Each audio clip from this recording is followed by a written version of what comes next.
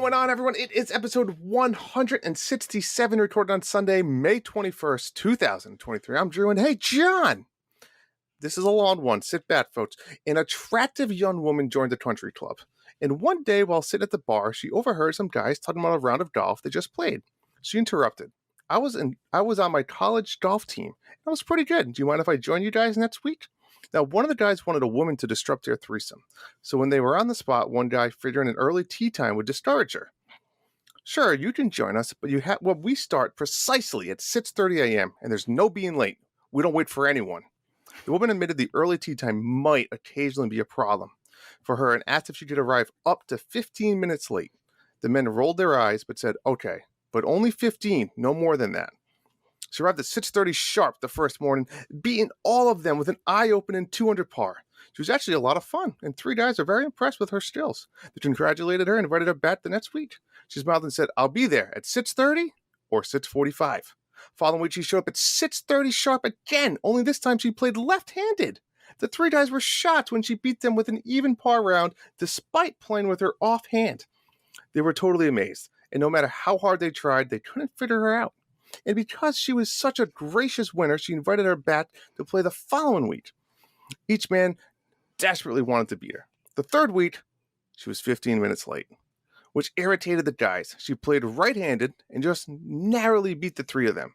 The men grumbled that her late arrival was petty gamesmanship. Sorry about that. However, she was so easy on the eyes, charming and complimentary to their strong play, and couldn't stay upset at her. The woman was a riddle none of the guys could solve. After the round, they all decided to have a couple of beers in the clubhouse, where one of the guys asked her, how do you decide if you're going to play right-handed or left-handed? The woman blushed. Well, I'm ambidextrous, she replied. I have skills playing either way, and I like to switch back and forth to stay sharp on both hands. Well, into her fourth beer, she continued. When I got married after college, I realized my husband always slept in the nude. Right before I left for the golf course, I'd pull the covers off him. If his willy pointed to the right, I'd play right-handed. If it pointed to the left, I'd play left-handed. It's that simple, and I still do it to this way. The guys thought her explanation was hysterical and burst into uncontrollable laughter. Astonished by the bizarre information, one of them asked, well, shit, what if it's pointing straight up? Well, that's where I'm occasionally 15 minutes late. Oh.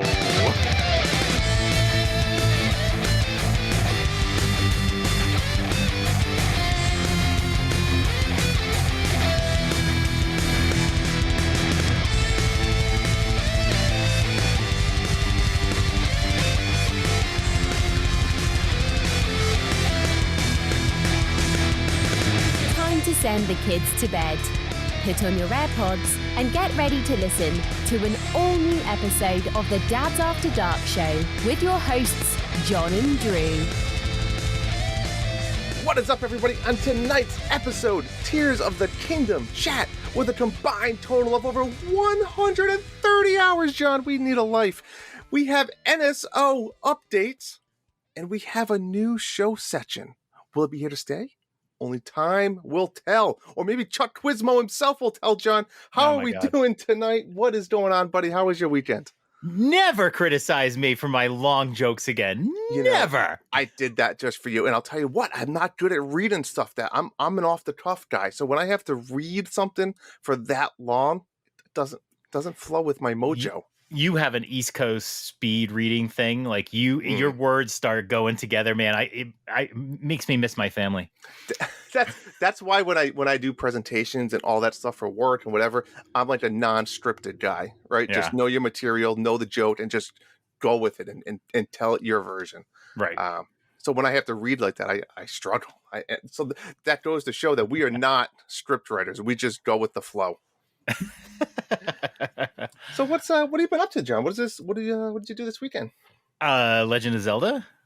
Well, obviously Something we have 130 hours between the two of us.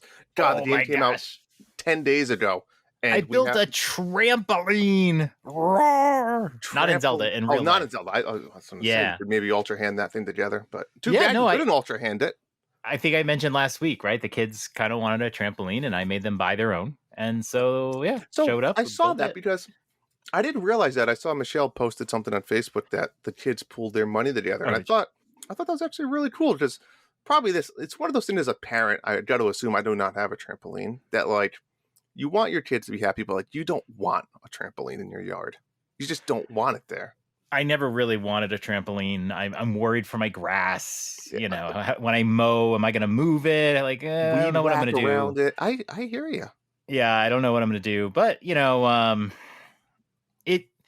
it's cool that the kids are happy with it. And the best part is that they paid for it, which might sound a little mean, but No, I think the reason why they paid for it is like when they get, I think I've mentioned this, when they get Christmas money, birthday money, I'll take the checks, put them in my account. I'll take the Amazon cards and put it on our account or whatever.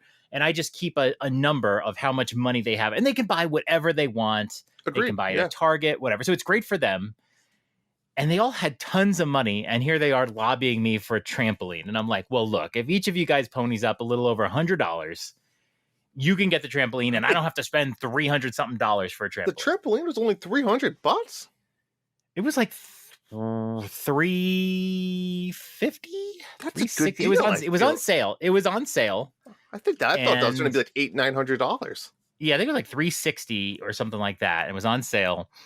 Yeah, and so they spent their money, and it's like cool. I didn't have to spend it. Look, I just bought a battery operated lawnmower.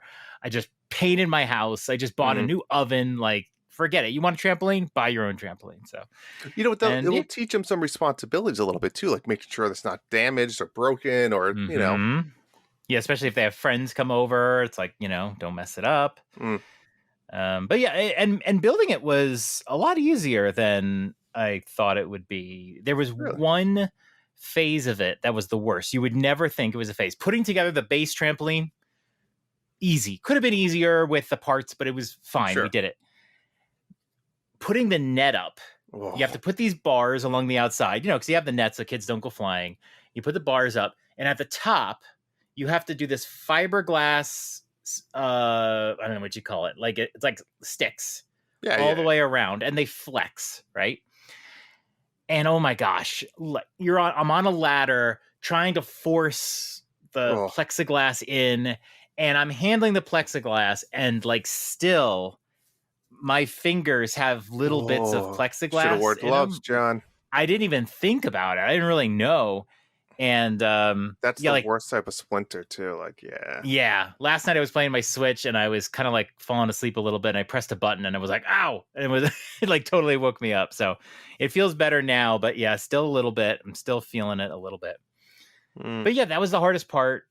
It didn't take super long, and the kids are loving it. Michelle used it a little bit. Nice. I can see it right out my window. Hello, trampoline, right out my window. And I don't know what I'm going to do when it comes time to mow. I'm just going to see how much heavy the grass is it? goes under it. Should two people move it? Yeah. Yeah, I think so. Could one person like drag it? No, you wouldn't want to. You need two people to lift it up, yeah. And even like if one person just sort of pushed it up vertically. Okay, yeah. I don't even know if you could do that. That'd be a little dangerous. If it fell on you, that would be pretty... No, yeah, that makes sense. So we'll see. I don't know, but if the grass dies under it, then whatever. It's a lawn. It's out. You get a lawn for your kids so they can have fun. And my kids don't play on the lawn. It's just like a pretty thing. So it's like, okay, if it dies, it dies. Whatever. It'll come back down the road. I don't know. Whatever. We have a trampoline now. So, good God. Yay! And when I was putting it together, all I could think about was I want to play Zelda. You just had to do my responsibilities. I know. That would be awesome to put them all together. How was your weekend? Good. Pretty quiet. It was pretty relaxing, actually. Went in the pool today. Did a lot of good cleaning and just stuff I needed to get done. A lot of Zelda, of course. I cleaned my deck. I have like those vinyl rails, like they're white, and we've lived in the house now for 5 years, and we have the woods and stuff. So it gets like that green moss, kind of like when you have to power wash your house, right? Mm-hmm. And I cleaned the entire deck. Like, it took me 2 hours, but God, it looks so fucking good. I'm so proud of myself. It's just so shiny and white. but my eyes are just, I use a little bit of chemicals and I just feel like for 2 hours of like, I had gloves, but I was like sponge and it was just, yeah, eyes burning a little bit still, but I'm good. Two other things I want to talk about. I gotta talk about this TV show I watched because it was amazing. I think it was like 6 episodes long, and it's called Jury Duty. And it's just it's so it's funny. It's just about this. It's about this jury, and it's about this case. But the unique part about it, everybody on the show, besides one kid, is an actor. This entire show was made to just be like a total prank on this one kid. It's kind of, James Marsden, is that his name? From like the Sonic movies and a bunch of stuff. He's part of the Jury Duty. But all the actors that they did and all the characters that they wrote for these actors is just like slapstick perfect. Like the characters they wrote for this are absolutely perfect. I don't even want to give anything away. It kind of has like that Office vibe a little bit.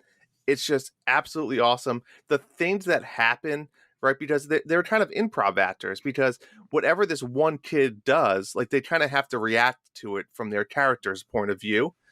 And just go watch it. It's like, I think it's about 4 hours total. So maybe it's 8 episodes and they're like 25, 30-minute episodes. It's just hysterical. It's just so many funny It sounds like things happen. Murderville, except the character doesn't know they're on a TV show.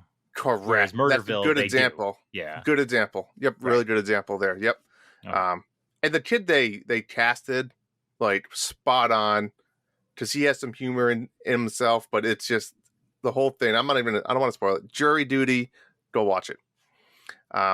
Second thing, John, we need to talk about, elephant in the room here. I'm a little upset because we now have 60 reviews on iTunes, which is phenomenal. Couldn't be happier, right? We're really good ranked for Nintendo podcasts. We're happy. We're good. However, after how many years have we been doing this, John? 167 episodes, many years. It was right before COVID, the January before COVID. So 3 years and a few months. It happened, John. We got a 1 star. And now listen, I'm okay with the 1 star. I truly am. I'm all about building and making ourselves better and having more fun. But here's what I don't like. I don't like when assholes go out there, they give you 1 star, but then they don't give you a review.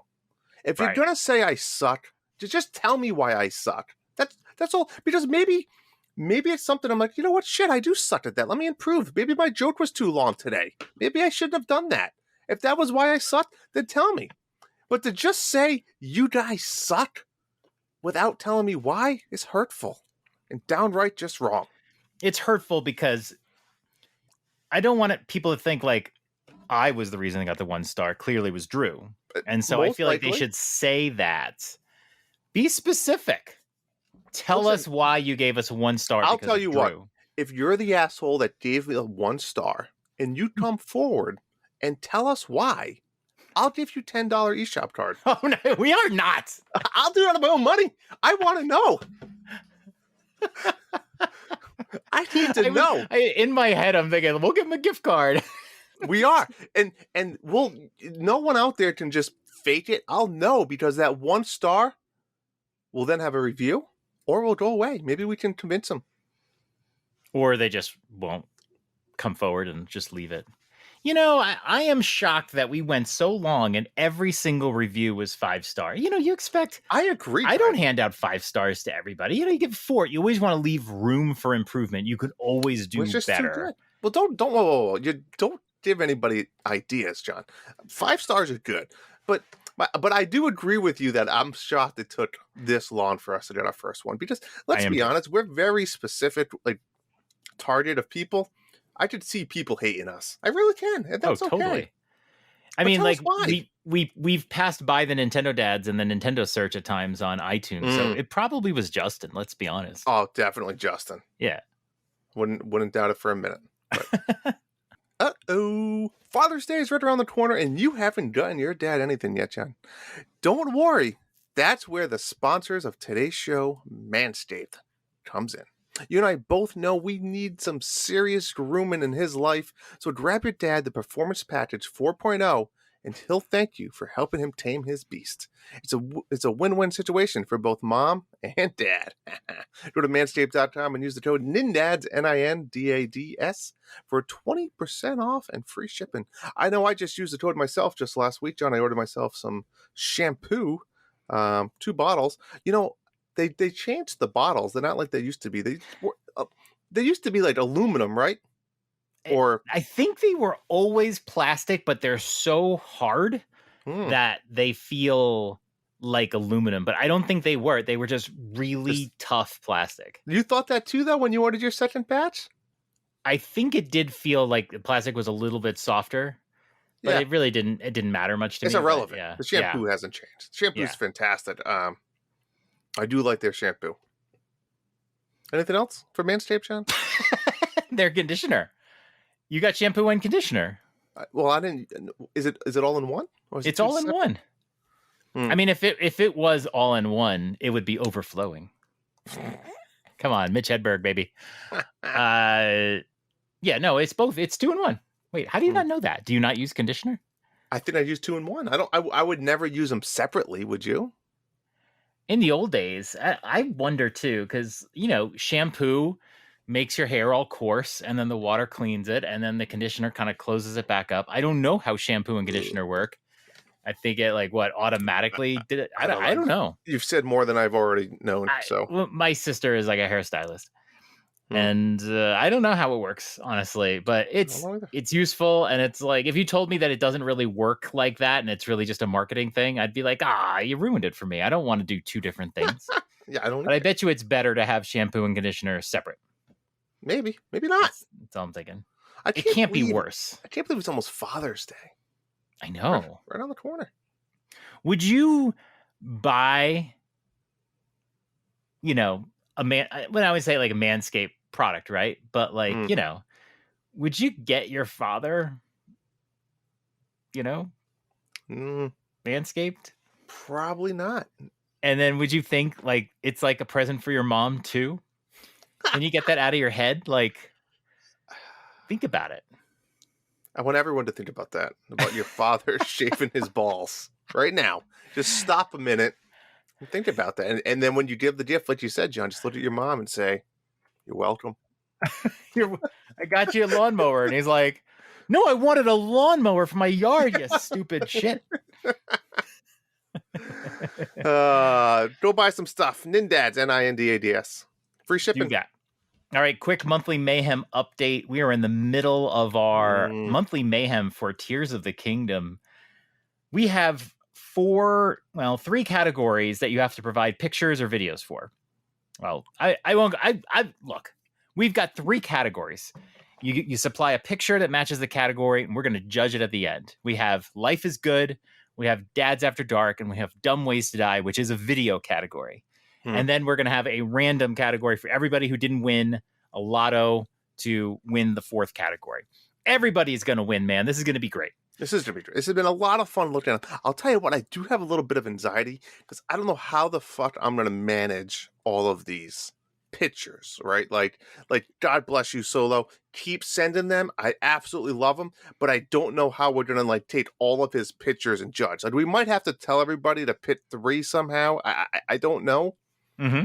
You know what I'm saying? Like maybe you only can submit 3. I mean, keep sending them because I love seeing them. Yeah, I'm thinking we'll just pick. I don't know. I feel like if you submit multiple pictures, we'll pick from the best. Okay, don't that spam idea. us. Don't spam us. Don't spam. Send us pictures that you really think are really good. Don't just send every screenshot you take or whatever. But we'll judge them all. So everybody can do multiple times. I think we're fine. Okay. Yeah. Keep them coming. Keep them coming. That's been a fun contest. I've had some pictures. My wife submitted a video today. It wasn't for one of the categories. I'll post this to our Twitter account. I don't know where she was, but she was underneath an enemy and there was a gap in some wood and she was shooting the guy in his dick with an arrow and killed him with like, I don't know how many shots total it was, 8 or 9 shots or whatever. That's a And lot she of was arrows. just so proud. She was so proud of the kill. She should submit it. Yep. It was wonderful. And yeah, I mean, like, there's some really great stuff. And, you know, some of us are sharing stuff we find on the internet, and it's a good time. No, obviously that's not eligible to win, but it's been a fun time. I still feel like we need another category, but I don't know. Life is good. It's scenery. We're getting a lot of scenery. We're getting some good. I really like I like the one Kevin sent. I'm not sure if that's real though. Which one is that one? It's the one, it's Link, but it looks like it doesn't look like it's a screen. It's based on a screenshot, unless he's got some head skin I am not aware of or whatever. Yes, I agree. Is that a real in-game? I don't think it is. But if you told me it was, I'd be like, oh, cool, I want to get that skin. Let's get to the meat. It's time for the meat. Drew, the meat is early because we have a new show format. The meat is now the news, but before we get to the news, let's talk about our Substack, dadsafterdarkshow.substack.com. You can find articles, you can find review videos, you can find links to all of our socials and our merch store. It's all in one place, dadsafterdarkshow.substack.com. Go buy yourself an iPhone case. All right, Drew, we got some news. Let's talk about the news. I always feel like we don't talk enough about the news. We're going to start talking about the damn news. And the big news starts off, Splatoon 3 Sizzle Season. They got a sizzle reel on the Nintendo YouTube channel. This is a new season starting for Splatoon 3. I believe it is the 3rd season. Once again, I can hear Dylan now just screaming his head off in the car. I think it's the 3rd season for Splatoon 3. I'm not even sure I knew they had seasons. So the seasons are catalogs. Basically, gotcha. They revolve around the catalog. So they put out a new catalog, but then they do this other stuff too. So basically they're dropping their big updates. Yep. And in the past, these would just be updates. Now they just call them seasons. They pair them with the catalog, and that's kind of what it is. Sure. So what do we got in Sizzle Season? The Paintbrush. We got a new weapon, the Paintbrush. This one's really cool. The S-Blast 92. It is a Super Nintendo Super Scope coming to Splatoon 3 to go along with the Zapper now. There's new levels. There's new Salmon Run levels. And like we said, there's a new catalog. They also have challenges now. I'm not too sure what this is, but there's going to be these levels that you have to use certain weapons or do certain things. I'm really curious to see what it is. I'm just saying, I'm really curious what it is. I think this is going to get me back into Splatoon 3. Does this interest you at all, Drew? Really? When's the last time you played this game? It's been a while. When I got the Splatoon 3 OLED, I got the OLED because it's like, this is going to be my forever game. I'm going to play this game. I know, but I didn't get the Tears of the Kingdom one because I'm like, I'm going to play Tears of the Kingdom, then I'll be done with Tears of the Kingdom, even though it's a really cool Switch. But Splatoon is going to be with me. I bought it digitally, and then I just stopped playing after like 2 or 3 weeks. And a lot of it is because you have to do the catalog, and you just fall behind and whatever. But see, I don't think you do, right? So I've gone back and I've played every Splatfest, and I enjoy the Splatfest. I feel like I don't know. It just pulls you back in for whatever reason. Though when you play it, it's not like it's really any different than playing regularly. You know what I mean? Yeah. But yeah, though this I thought this seemed interesting. I always kind of jump in Splatoon 3. I gotta be honest, I wasn't a huge fan of the salmon runs. I felt that I always just didn't know what I was doing, and then I felt like you get paired up with someone that just sucks or someone that's really good, or it just was kind of. Run. But I enjoy just playing online and doing some matches. Yeah, I'm not. I think you gotta go from the point of view is like, don't really too worry about the catalog too much. I don't really care too much about the shops. I just play. I just have fun, play some matches, and be done. Like I don't. get into it too much. Yeah, well, I mean, you there's so many aspects of the game, different kinds of games you can play, whatever. Some people probably love the locker, you know, but for me, having a fresh season with some fresh new weapons and having a new catalog is kind of, it's like when January 1st comes along and you're like, I'm going to exercise more, you know, that sort of thing. I'm going to start my diet on Monday, you know, like sometimes you just need that, like it's a new season and they've advertised it as such. So it's on their YouTube channel, Sizzle Season. I love it. This is, yeah. So I'm back in. I'm going to try to be back in. The new season starts June 1st. All right. Well, if you're back in, I mean, I'll definitely play some online matches with you. Will you play Salmon Run with me? I will. Oh. I'll play that if it's with people. Sure.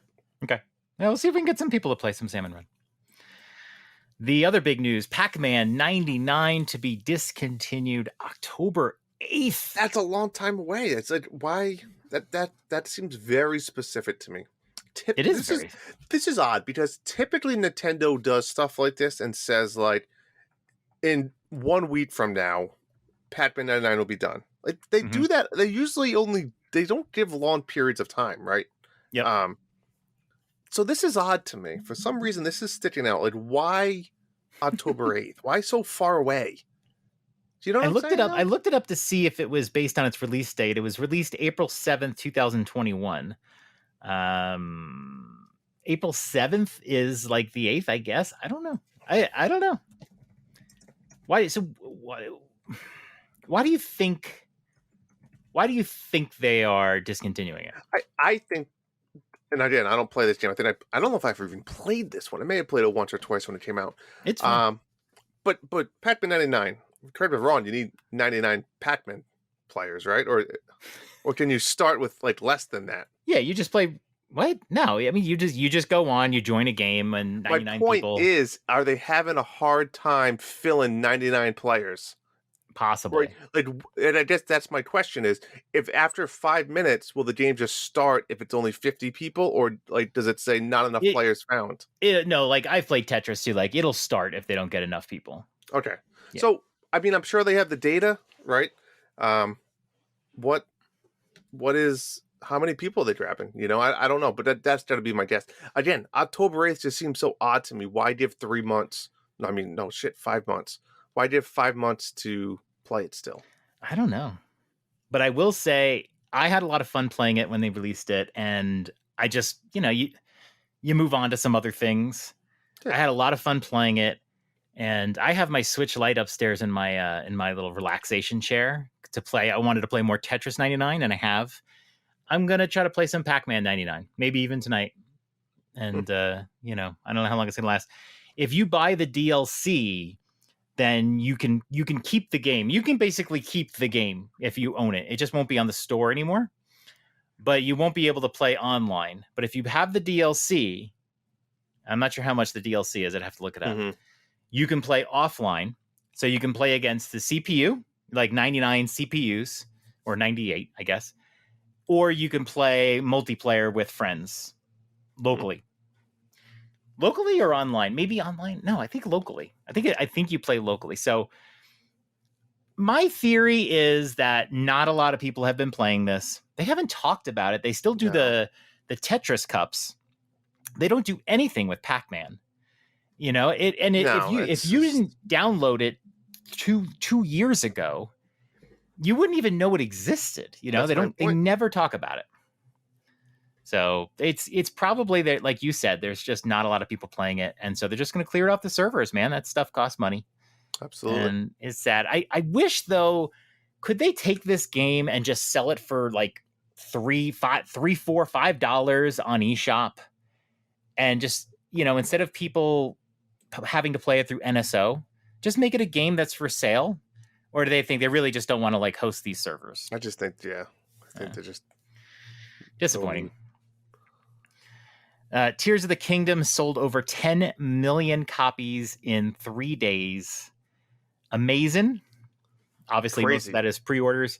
You were surprised on launch day how many people were at your Walmart you went to? GameStop. And there's a ton of people at my GameStop. I wasn't surprised, but tons of people came out for this. Yeah.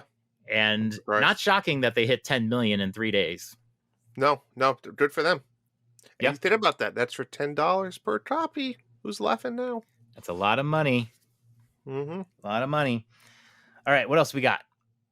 3 new GBA games have hit the NSO. Your favorite, Super Mario Brothers 2.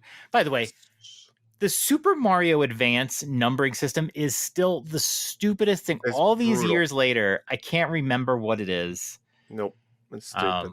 So I'm not even using the titles. Super Mario Brothers 2, Super Mario World, Yoshi's Island. They are GBA versions of those games.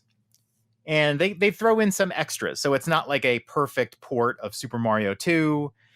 It's not it's not the same port. There's extra content. So if you love those games and you want to play a little bit extra, go for it. It's a fun time.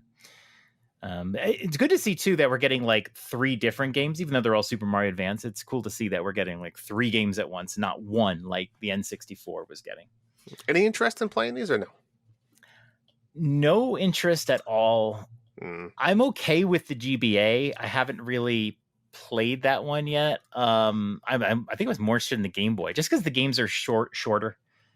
I can sit down and play them. I didn't want to get involved playing Minish Cap and these games.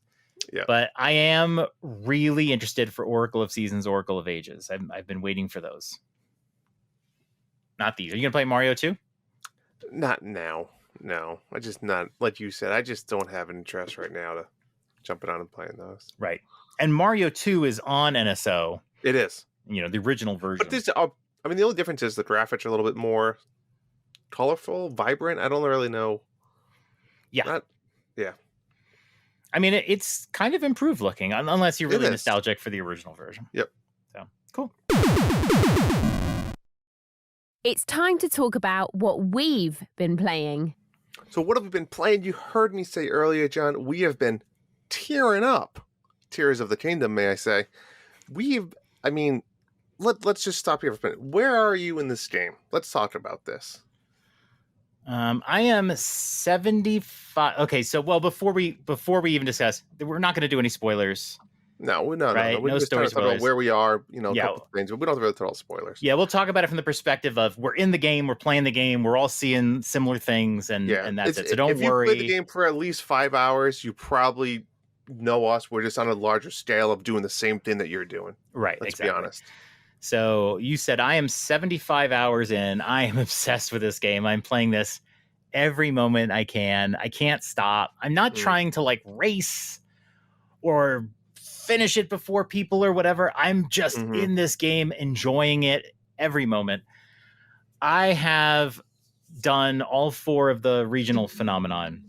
Good for you. I have coming up on 90 shrines. I love the shrines in this game. I really, and most of, for a long part of my gameplay, I was just running to towers and shrines, because that's how I played Breath of the Wild the second time. Just unlock the map. And doing the shrines not only helps you with the hearts, but allows you to warp to all the areas. Yep. So you just try to get there, do the shrine, and then you can warp there. And so I can spread across the map and do whatever it is I want to do.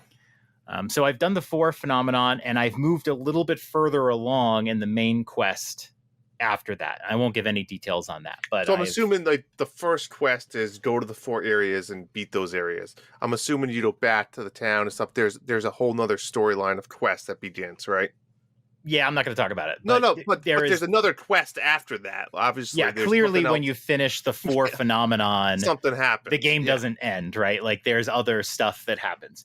I do not know how much stuff happens. For all you know, there's 1 quest left, or there's 20 more quests. You don't know. Exactly. I honestly don't know, so I don't want to say I'm getting to the end. But I'm very far along. Yeah. And I was hoping to maybe roll credits today before the show. I tried, but I'm just not there yet. Yeah. I have explored a fuck ton of the depths. Yes. And I didn't like the depths before. I still don't love the depths. It's so cool. But I do agree with you. It is this massive world that they never talked about ever. I mean, ever. It's legit Stranger Things, the Upside Down world. I mean, it mimics the world above, right? So if there's mountains, Yes. there's mountains. Like it's such a cool concept. I mean, sure, it's not the most like creative, like never done before type thing, but it's just so fun. And I remember When like has this been done? well, I guess it's not. You I mean, just, I mean, I like, guess you're right. I mean, the best thing I can compare it to is legit Stranger Things. yeah, Like, it's like, name a game that had not a a huge game. world and then it had an entire second world underneath it in the dark. Just the exploring of it and a little hint. Yeah. At first, I was just using. I think I kept running out of arrows so much that every time I was in the depth, I'd attach one of those night seeds and I'd shoot it. Right. But now I've learned you can just throw the seeds and you don't have to waste your arrows. Oh, really? But you can't throw them that far. No, but far enough. I mean, you throw them pretty far. Yeah, so if you guess. hold R, right, it's like you're Mhm. gonna throw you. I hate how they do this. You line up, but you're gonna throw your weapon. But then if you push up, you can select any item, and then you throw just the item instead of the weapon. I just Right, hate it how it's the switches same it. button. Yeah. But yeah, that saved me on a ton of arrows with the depth, so that was huge. Yep. So a little update. How many hours did you say I was? 50? 55. 55 hours in. I've only done 2 main areas. I've done Rito and the Gorons.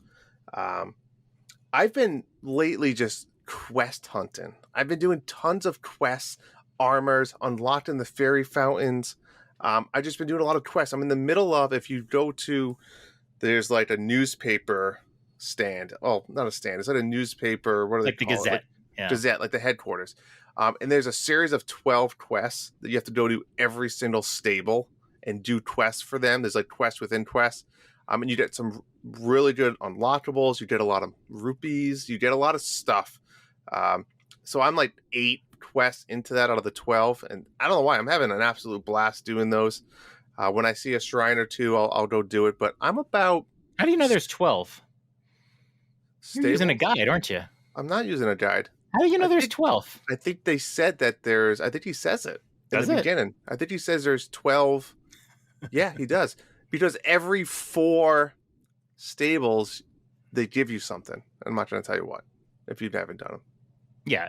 Which I would know make I know sense. what it is, but Which would make sense if there's 12, you get 3 at each one. Unless there's more than 12.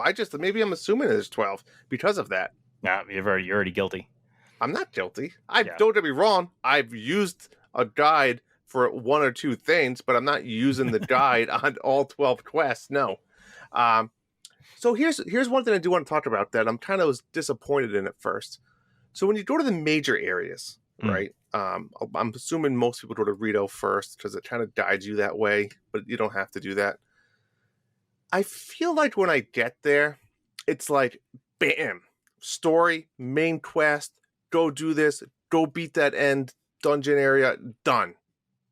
Like, when you play traditional Zelda games, I know this isn't a traditional Zelda games, I want, like, side quests in that area that kind of lead up to that main storyline. Like, I feel like when I went to Goron Mountain and over there, Death Mountain, like, I feel like I was there for 2 hours and I was done. I mean, I stayed and I did additional stuff, but it throws you right into that main story. It tells you your main objective, and you don't beat that main objective, and then you're out. Like, I don't know why. It just feels to me like, why not give more of the main story quests? I mean, that's how Breath of the Wild was, right? I know, but I go to the region and then you go do the Divine Beast.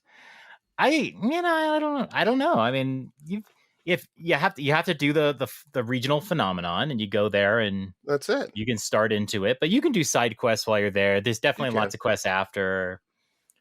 I don't know. Yeah. I've done about 60 shrines, I want to say. Okay.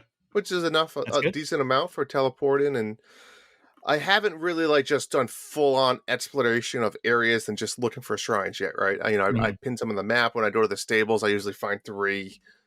So I've just been doing it that way. I've been looking for the wells. I've been doing a lot of just quest hunting, I guess you could say.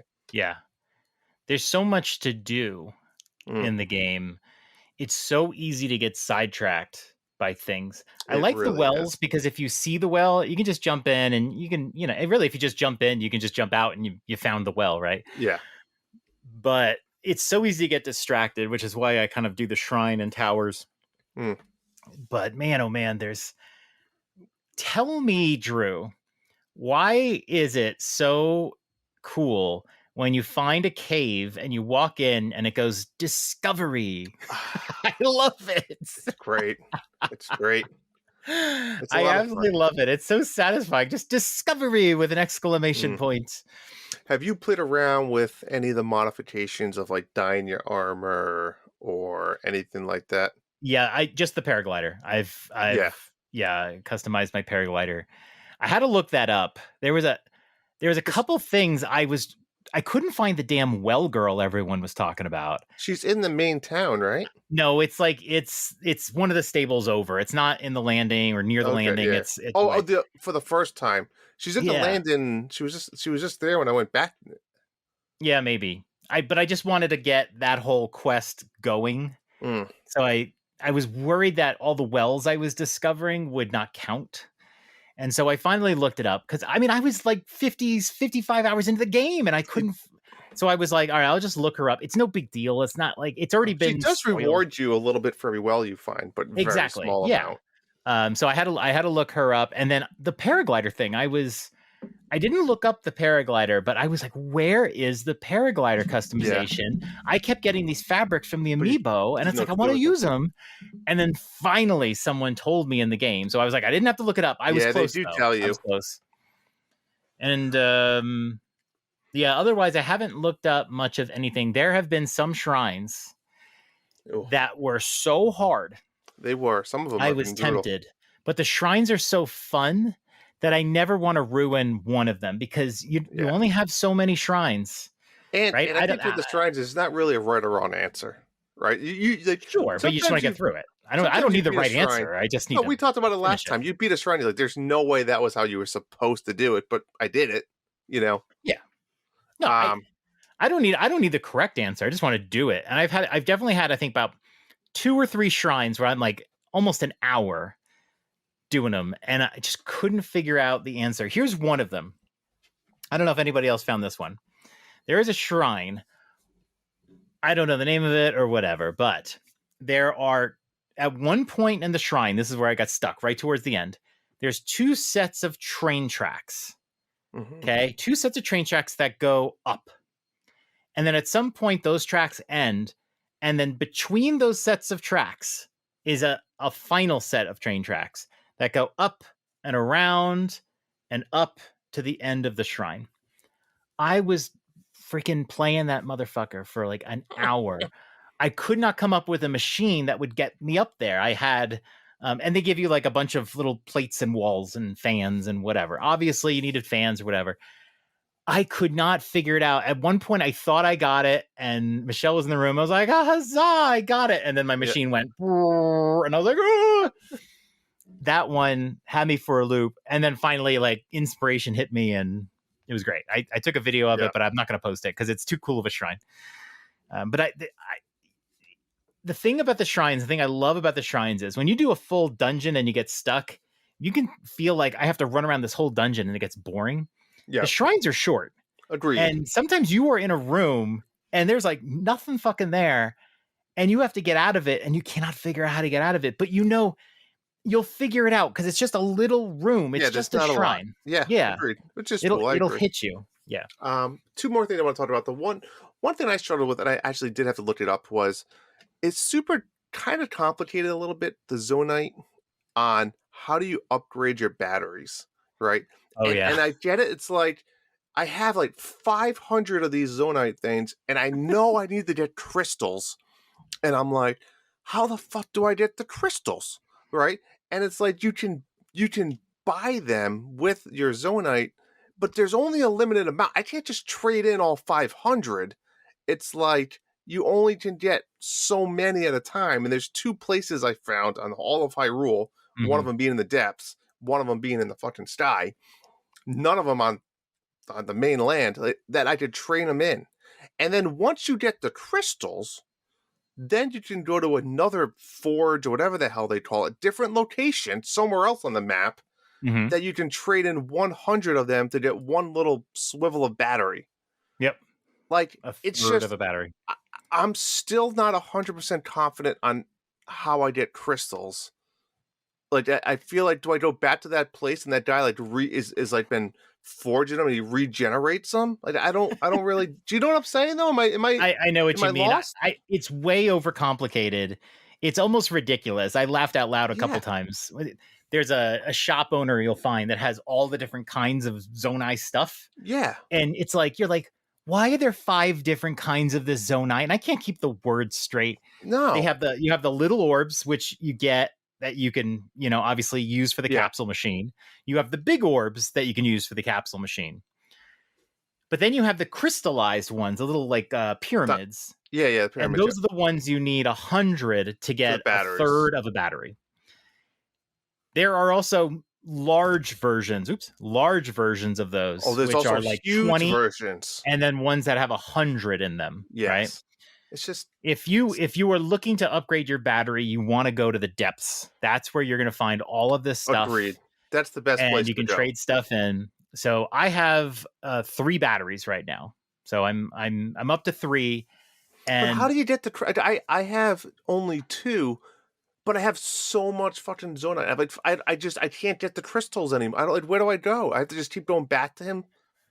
I just go to the depths. There are maybe there's another place in the depths I haven't found yet. Yeah, it's a little bit spoiler, but there are places in the depths where you can trade in the lower level stuff for the higher level stuff for the crystallized stuff. Yes. That can help you to go along. Okay. I tend to use the orbs just to get capsules.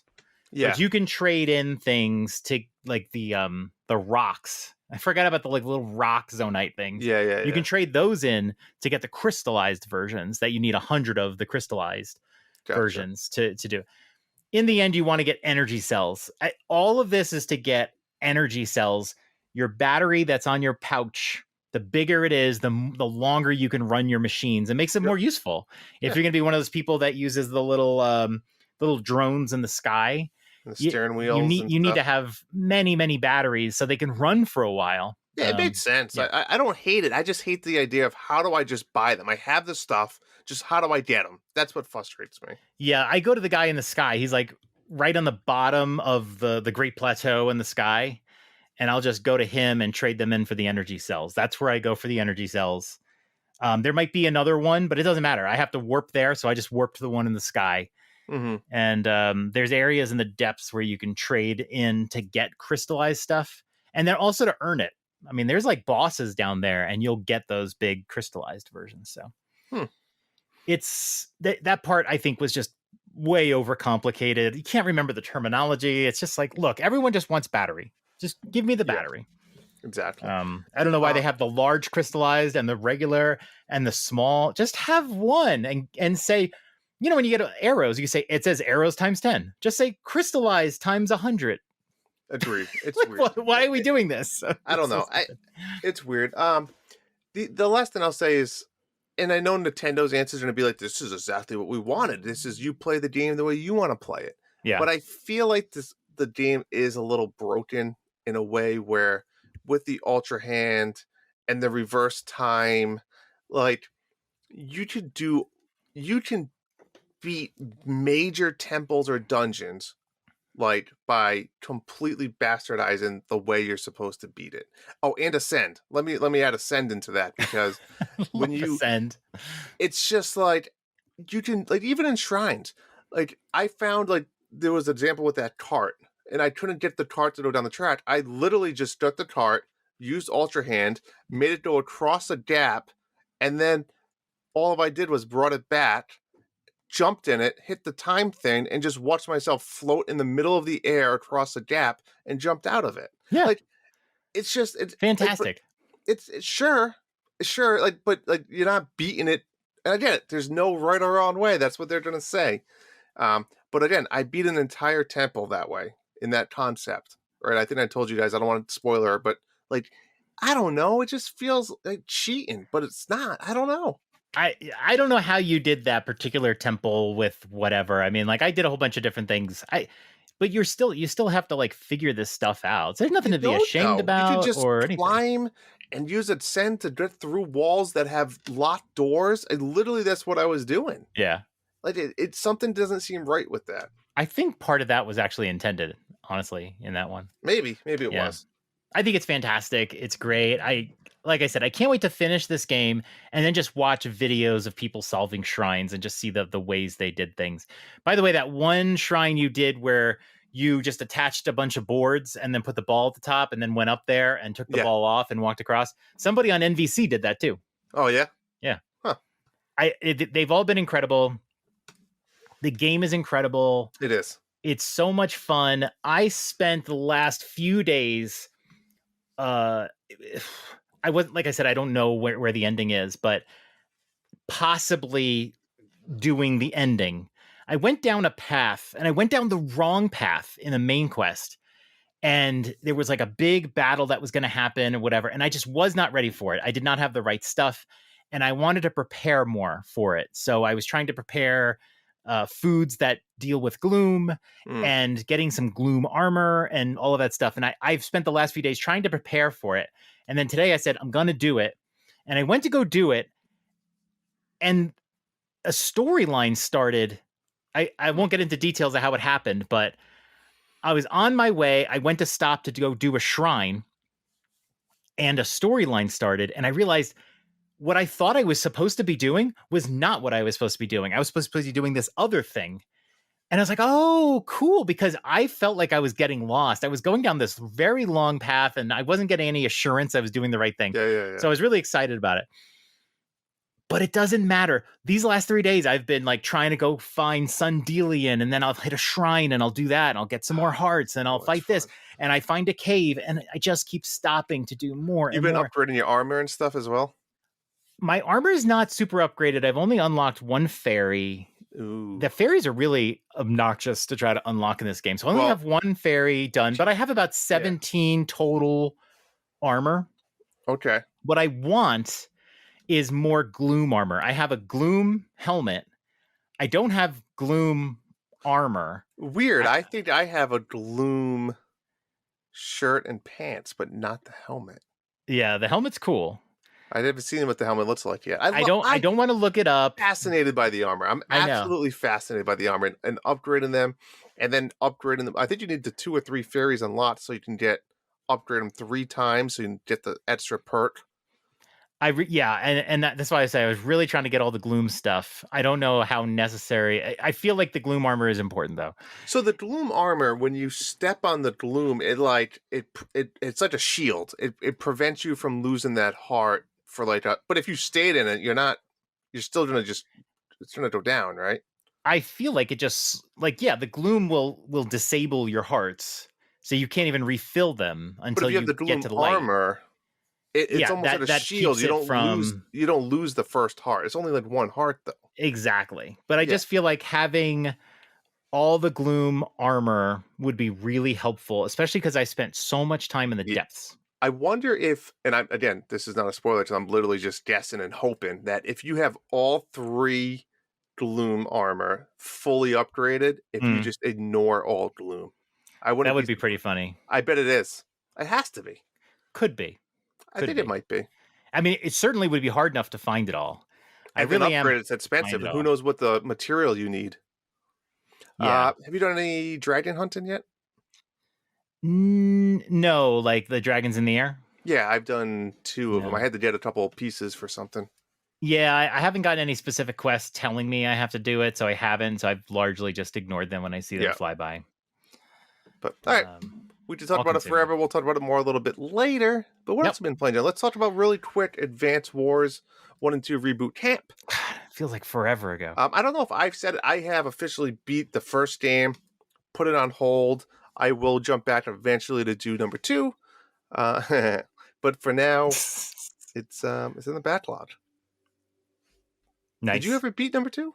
I did. Oh, nice. I beat number 2. I was going to wait on number 2. And then it was like, I got time before Zelda. So I just started playing it. Number 2 is so much better than number 1. I'm excited for it. Yeah. It's the missions are like in 1, the missions are either fight their army and you can't build anything new, or fight their army and you can build something new. And for the most part, that's all the missions.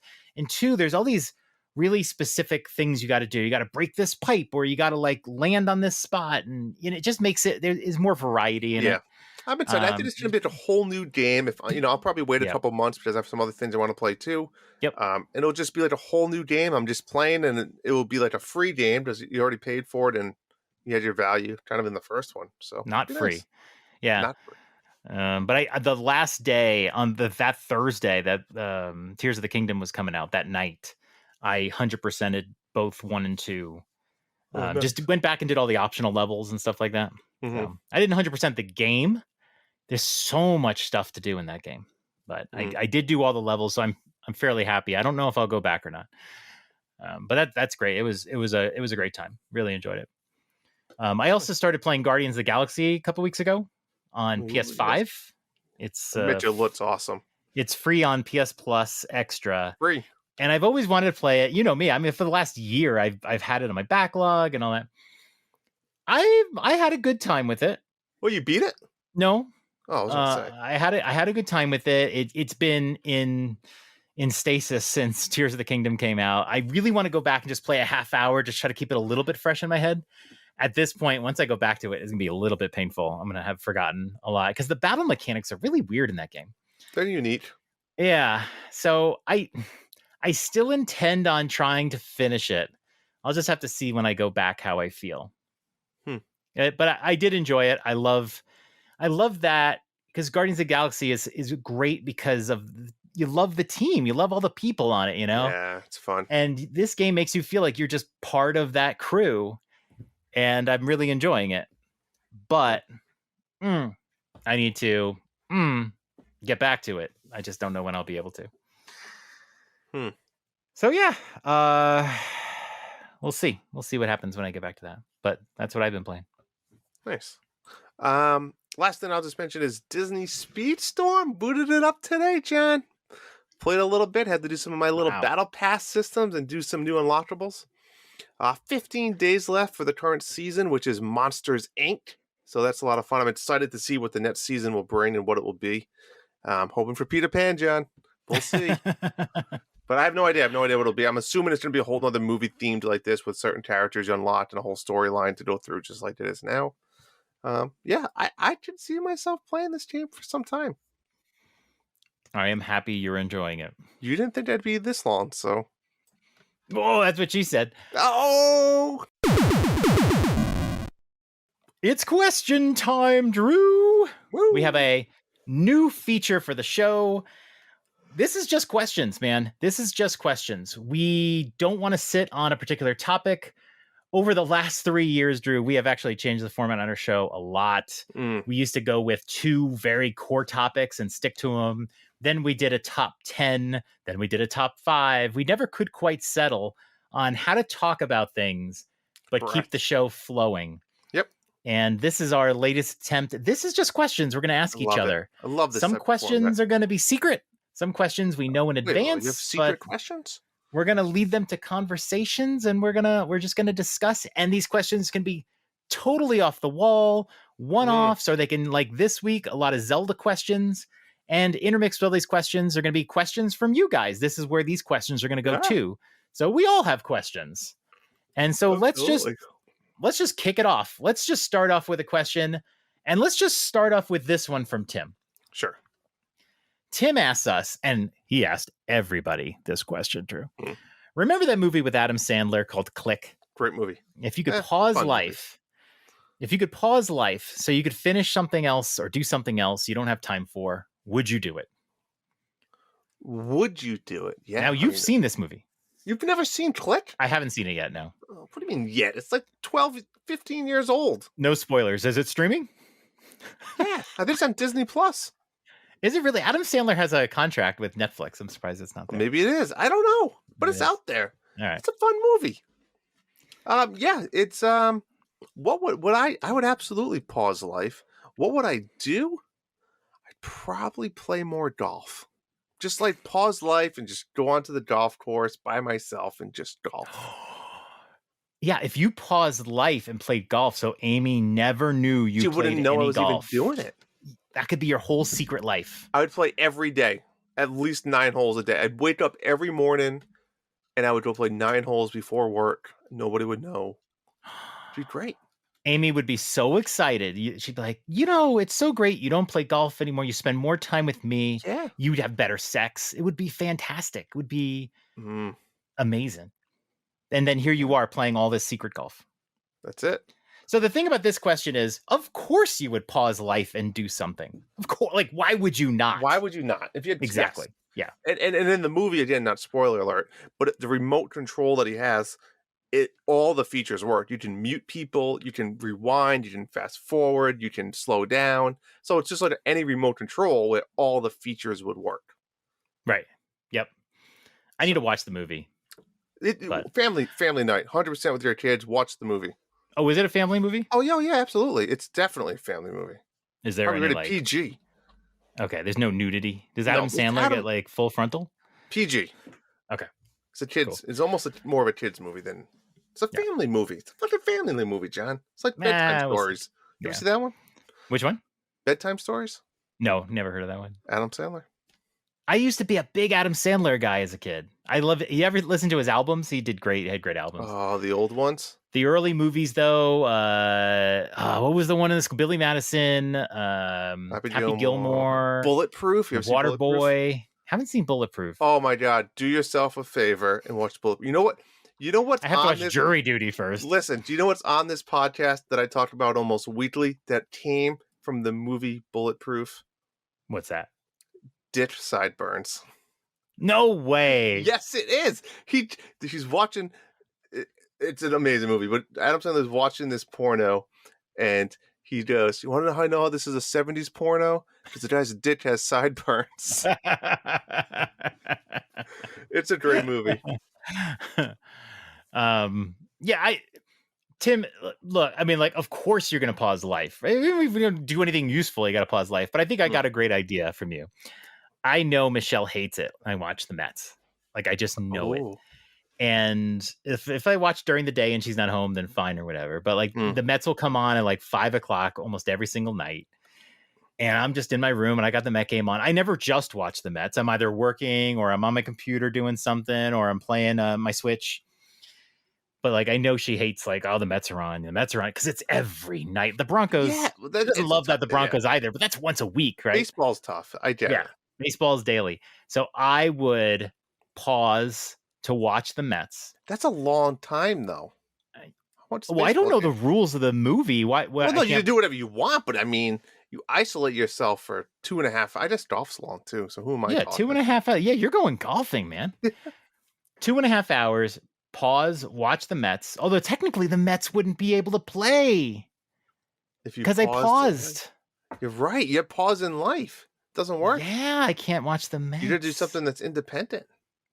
So, I mean, is it just play video games? That just seems seems like you do that anyway. Let me tell you a little. This is what I do when I want to watch sports.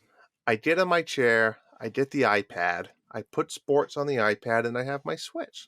And I'm in the living room, so I'm there. That's all Michelle wants. She just wants you to be present, John. So you're watching a movie, but you got the iPad and no, I'm not watching a movie. I'm just saying the kids are playing games, they're watching TV, the wife's reading a book, but I'm there. If someone needs me, I'm there. The bare minimum. You got it. That's it. All right. Good question, Tim. Nice question, all right, next question. Let's throw a tears of the tandem since we have a lot. This one's from Kevin, also known as Bob Cousy. I know Drew has explored the depths a lot. I just dipped my toe in. Are the bright blooms seeds I place permanent, or do they reset after I leave and come back? That's actually a great question. John's probably been playing just as much as I have now. I don't know now, because every time I throw them down, I always end up, I never leave the depth without doing like lighting one of the shrine seeds. What are they called? The roots, the roots. Yeah. So I don't know. I would always do a root. I don't think they're permanent. I would say they're not either. Yeah, but like you said, in the end, all of the depths will be lit up, which is wild. The whole place is freaking dark, but you can light up the entirety of the depths. Spoiler alert, not spoiler alert. Cover your ears for 10 seconds if you really don't want to know, because it's not a spoiler. But every root is underneath a shrine. So for every shrine, there's a root. I mean, luckily you don't have to do anything. You have to just get to it and push A. But that's my point is that think about that. You need to find 120 or who knows how many. I'm guessing it could be Yep. 200. There might be 100, but that's a lot of routes. And that's what makes the depths so fascinating is that Yes, it's also, did you massive. notice there are unpassable mountains where the water is Correct. up on the top too? And one of the really nice things about the depths is, and it took me a while to really get a feel for that. I knew Yeah. that they were connected, but like oftentimes I would go into the depths. And I would just go in a direction and hope to find one of those orange balls, which is the And then you roots. go towards it and you throw your little And seeds until you can navigate Exactly. there. That's But what you're doing. It wasn't until yesterday that I was like, wait a minute. I know where those balls are. I know where the roots are because they're Yep. the shrines. So you get used to going up and down on your map. And so what I will do now is I will say, oh, there's a shrine I know about on land. I'm going to go in that direction in the depths. But the other cool thing you can do is if you didn't find the shrine, but you found the roots, you can then say, oh, look, I have this root, but there's nothing above it. There's a shrine right there. And you can pinpoint that shrine. And then you can either go. And right now for me, all of the very visible shrines, I've done them all. Yeah. Every shrine now is like looking in a cave or somewhere hard to figure it out. Yeah, I agree. So that's been really fun because when I make progress in the depths, that actually can help me make progress up top. It's just so fascinating and that's what I was trying to say about the depths is it's literally like it's crazy. It's massive. It's so It's nuts. explorable. It's crazy. And then it's either you look for the root or you look for the blue little Poe dots and you're like, oh, I need some Poes. Let me go get some. Like, it's just so much fun. The Poes are all right. Yeah, I look for the Colosseums and it's just crazy that it has a big open world and then they just made another one. I know. With more stuff. It's crazy. Okay. But yeah, I don't think they're permanent. I think if you leave the area and come back, those things will be gone. But if you backtrack, you'll see where you left them, so they stick around for a while. I will just say I do have to take back my original comments about what took so long to build this game. They literally made another map. Like, we didn't know it at the time, but now we understand it more. Right. Yep. All right. Question. Do you think that the Breath of the Wild, Tears of the Kingdom series, that series of Zelda games, will get a third in the trilogy to end it? Or do you think the next major Zelda game we get will just be like what other Zelda games are? It'll just look different. It'll be a different style. I'm going with one more. I think we get one more, and I think now they could maybe pump it out a little quicker. And I think we would see it, I don't want to say as a launch title for a new system, but early on in a new system. And then they can begin maybe a new development of the old school method or a new method, who knows, later on. So I do think we see one more. What about you? I am very split. I was a little disappointed that this game was so similar to Breath of the Wild. Oh, I'm very disappointed. I'm not giving you I'm just telling you what I think is going to happen. Yeah. I felt like, come on, like the Koroks and like we talked about this. Koroks again, why not? And this again, I was the so same one. about the Korok thing. Why not have, what do you call the skull with the spider things, the skull somethings? Oh, the tarantula things, the golden tarantulas, whatever they're called. But like why not just bring them back instead of Korok seeds? Like, maybe you need to find those, like something simple. You know? Yeah. That's I really want to know. Now I understand that there are sculptulas. That's what they are. Okay. The when you find the Korok and he has to go find his friend is different. I know, and it's funny. But it's with 2 seeds. You got to do it.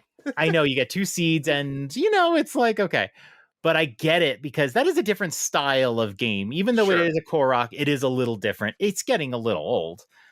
And sometimes you just do it and you're like, no way. I just don't want to even bother with it. But you just do it. And it's going to take about 5 to 7 minutes and you're just going to do it. Yeah. I like the depths because it's totally different. I like the wells. It's different. But there's some things that are the same. And it's like, oh, come on. Like, could we get maybe 4 different races? I don't know. But I actually really enjoy that this is a sequel. And there was a lot of worry about this being the same land of Hyrule and everything. But it feels so different. I'm okay. I don't know if they can do this a third time. I agree with that. I think we need a whole. I think this has to be it. Just the beginning, the end. Okay. That's it. And then the next one could have similar mechanics like cooking and whatever. But I feel like we do need a whole overhaul, and it should be a Switch 2 game, and that's it. So, Fair point. And we're probably not going to see another Zelda until like midway through the Switch 2 life cycle. Yeah. But yeah, take some aspects of this, but let's go into a totally different place. Even if it's all open world and whatever, totally different place. I don't want to see Koroks ever again. Agreed. All right, next question. Will you be buying Super Mario Brothers movie digital, or will you be waiting for the physical? So yeah, it's streaming now, right? It is streaming. You can buy it for $30. I pre-ordered the physical before we even watched the movie, I believe. Oh, nice. And yeah, I'm just going to wait for the physical. I've seen it twice. I went to the movies twice. Mm-hmm. I'm not even going to rent it or anything. I'll just wait for the physical to come out. We bought it. We've watched it like 3 or 4 times already. I mean, I haven't sat down and watched it that many times. We watched, like, the kids watched it in the car one time. We had a long car trip, and they watched it at home once or twice. Kids will watch the same thing over and over again and not care. Nope, they don't care. Yeah, not care. So that's it for me. Ooh. That's a good one. Speaking of, do you want an Advance Wars 3? So considering that this game was 1 and 2 rebooted. Yeah. Now, do you want a 3 that expands on this formula, does some really different stuff?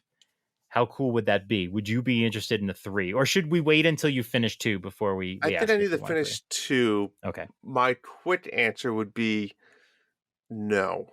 But I would buy it. I don't know. I mean, I think you'd have to bridge you'd have to bridge a gap, like a few years, I think. I think it's just a game that gets repetitive for me. I love the style of games, but like 1 a year is probably more than enough for me to play this type of game. Like I don't know. I know you love these games, right? But I do, but I agree with you. It can get like I didn't even want to play 2 because I'm like, I just finished 1. Yeah. Like, do I really want to play 2? But 2 was different enough that kept it a little fresh. 3, I'd like to see a lot of new mechanics. If you're not going to do a lot of new mechanics, then I don't want a 3. But give me a 3 with different mechanics, and don't even continue the story. I'm done with Black Hole. I'm fine. Just do a whole different story. Yeah, and just lots of different mechanics, different CEOs. I would everything. like to see Advance Wars, and I'm gonna again refer to War Groove on this. Is for some reason I love the War Groove for like the fantasy element of it, like the dragons and the witches, and I don't know. I just found that more fun than just saying like you got your submarine and you got your fighter jet and you got your foot soldier. I mean, I get it. But like, I kind of liked it also, like same comparison in a different fantasy world that you could kind of change it up a little bit more. It is a little more impersonal. In Wargroove, you see a person or an animal, a beast. Yep. In Advance Wars, you see a sub, a tank. It's just whatever, and the characters are very blandly drawn and everything. Correct. Like I mean, I get it. They are what they are. They're war machines or they're whatever. I don't know. I'm going to be interested when Wargroove 2 comes out because I'm a little burnt out right now on this formula. And I don't think we're going to see Wargroove 2 for at least a couple months. Agreed. But I'm going to be really curious to see what they did with this whole pirate thing. Is it going to be just more Wargroove? Or did they really change up the formula? Yeah, like is there no dragons now? What's like a dragon replica of a pirate on like an airship or something? You know what I'm saying? Like, I don't know. But is it a whole different fantasy type of world? I guess that's what I'm in for. That's what I want more of, not just more tanks. And so it depends where Advance Wars 3 would go. But good question. Yeah. All right. John, what's your feeling about Brussels sprouts? I don't think I've ever eaten a Brussels sprout in my life. Really? I don't think I've eaten one. You know, like those steamed bags you can buy, like broccoli, or you can get different ones. How do you cook them? You buy the bags. You just literally can microwave the bags. I'm not buying like raw Brussels. Here's the problem. I'm the only one that eats them, so I'm not going to go out of my way to make it difficult. I just buy the bags. You put them in the microwave. They steam them for like 6 minutes, and then eat them. So you just eat all the Brussels sprouts? Yeah. Nobody, make the kids eat them because they're like vegetables. Well, they'll eat broccoli, but they won't eat the Brussels sprouts. I buy the Brussels sprouts every once in a while just for myself. Mm. They give you a lot of gas. I've heard that. I've never tried them. I heard, I was listening to a podcast, I think it was NBC, and they were talking about cooking Brussels sprouts and whatever. And it's like, I don't know, if you fry them or put some salt on them. I don't know. I've never had Brussels sprouts, though, so... Well, buy some Brussels sprouts for yourself. It's going to be tough. It's like if broccoli and spinach mixed together. I love broccoli. Me too. Spinach, I never eat. I don't like the texture of spinach. I don't like the taste of spinach, but there's something about a Brussels sprout. Just give it a go. Buy the steamed bags. They're like $2.99. See how they go and throw them in the microwave. You did the Brussels sprouts with like cheese on them or something, you know. Yeah, I don't know. That's all. Drew, what are 3 things that you love about Tears of the Kingdom? We'll go back to I stole your question. He wrote this one. I did. That's okay. One thing that I absolutely love are the Hudson sign guys that are just randomly around the world, and you have to help them hold their sign up. This should be my architectural engineering degree coming into play here, but it fascinates me of like looking at the problem because every sign's a little bit different, and how do I engineer this sign to stand up and not let it fall over? And I think that's cool. And they give you a couple little rewards, and it's just fun. It's just clever. I'm assuming you've been doing these. I have been. Sometimes I have passed them up, and then sometimes I'm like, let me just do it.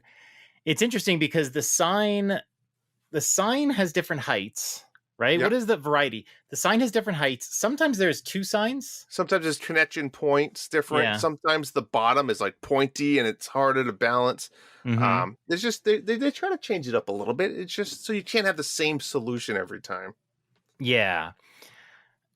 I don't know. Like I like getting. He gives you like 3 things. Usually yeah, rupees, I know. Some type of food. Sometimes and then you're just on your way item. somewhere. You're just on your way, and it's like, I'm going to stop for the sign guy, and he's going to give me what? Like, I don't know what he'll give me. I like him. I do every sign guy that I see. Is there a way to keep track of how many you do, or is it like, it like a Korok? Like, you're not really supposed to do all of them. You just kind of... If you told me how many there were in the game... Then you'd be back in.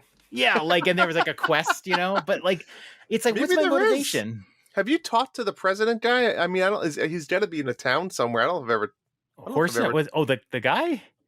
I think that's the guy. He's in Terrytown. Right? I don't think I've been to Terrytown yet. Oh, okay. Yeah, you got to go back to Terrytown. He's okay. Got to go back to Terrytown. Right. What do you love? Anything do you love? Some of it I talked about. The exploration.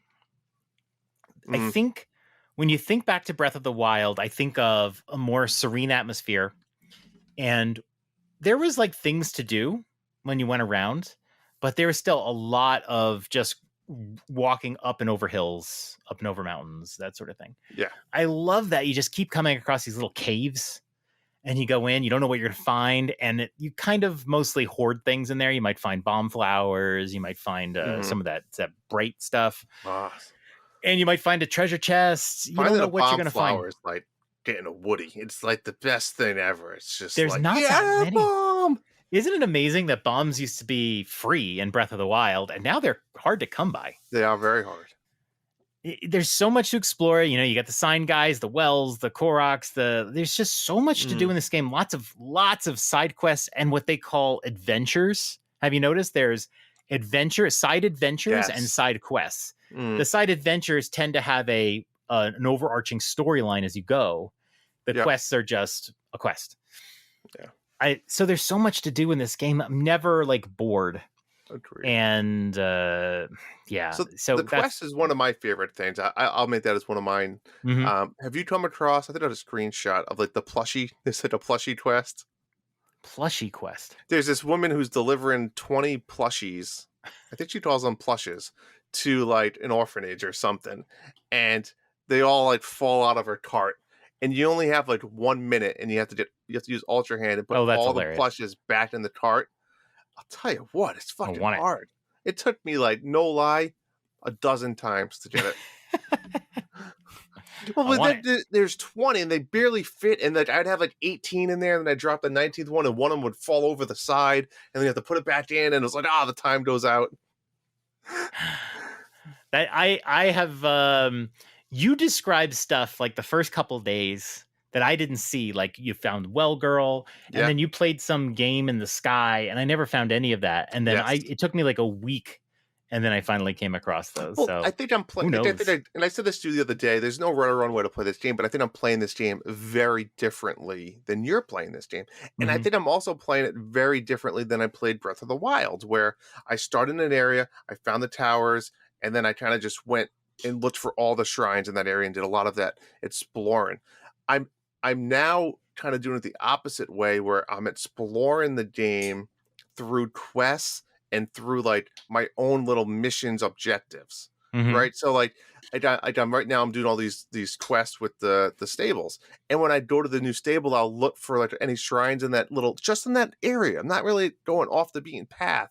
um and then I'll do my Korok guys there, and I'll just try to go explore a little bit and do some collecting of some materials, and then I'll go cook for a little bit, and then like, I haven't done armor in a little bit, then we go upgrade. So like I'm just playing it a lot differently, where originally when I played Breath of the Wild, I think I did more of you, towers and shrines. Like Right. I'm just kind of stepping back a little bit more, and I'm getting the shrines, but I'm getting them as I do other stuff. So I think that's where I just been Yeah. finding a lot of other things.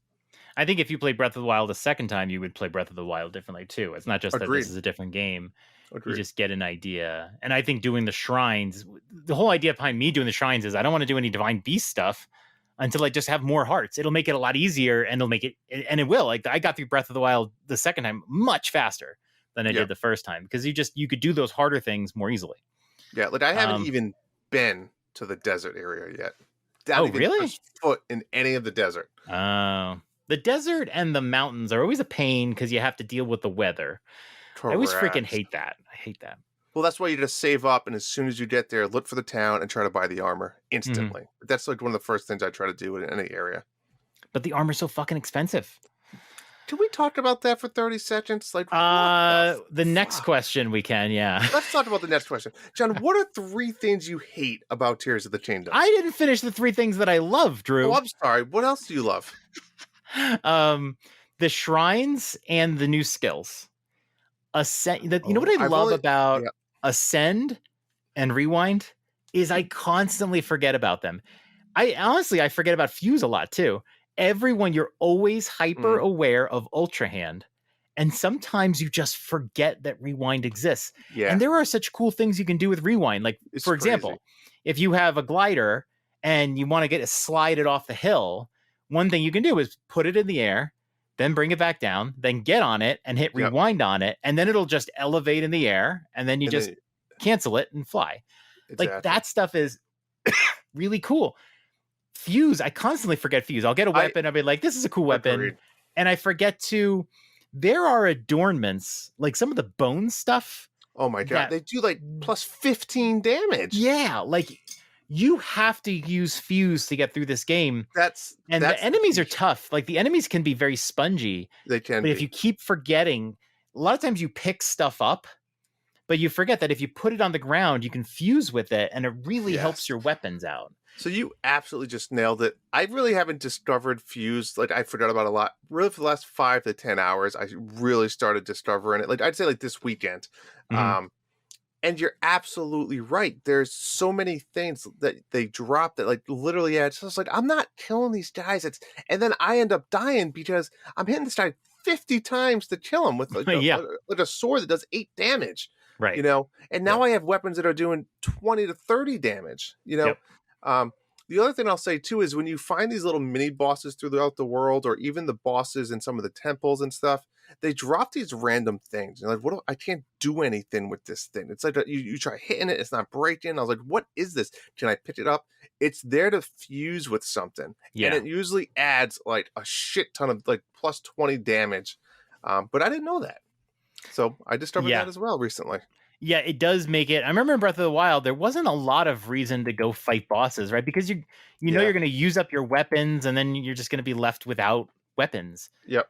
But yeah, like you can fuse with a lot of those premium components that the bosses drop. So it does pay to do it. Yeah. And you just constantly forget it. You forget ascend, like I'm going to go climb this mountain. And then you're like, oh no, there's a ledge there. I'll just ascend to it.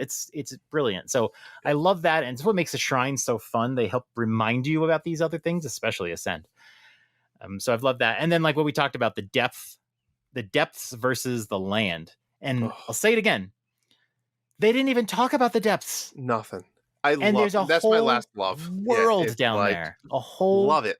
World. And it's just so unique. It's not just the shrines to the roots. There's one-to-one mapping for a lot of things. Yes. It was fun. And the more you explore the depths, the more you figure out those mappings and makes it easier. But it's also so crazy that you, for the most part, walking around in the dark. I know. And it's so depressing.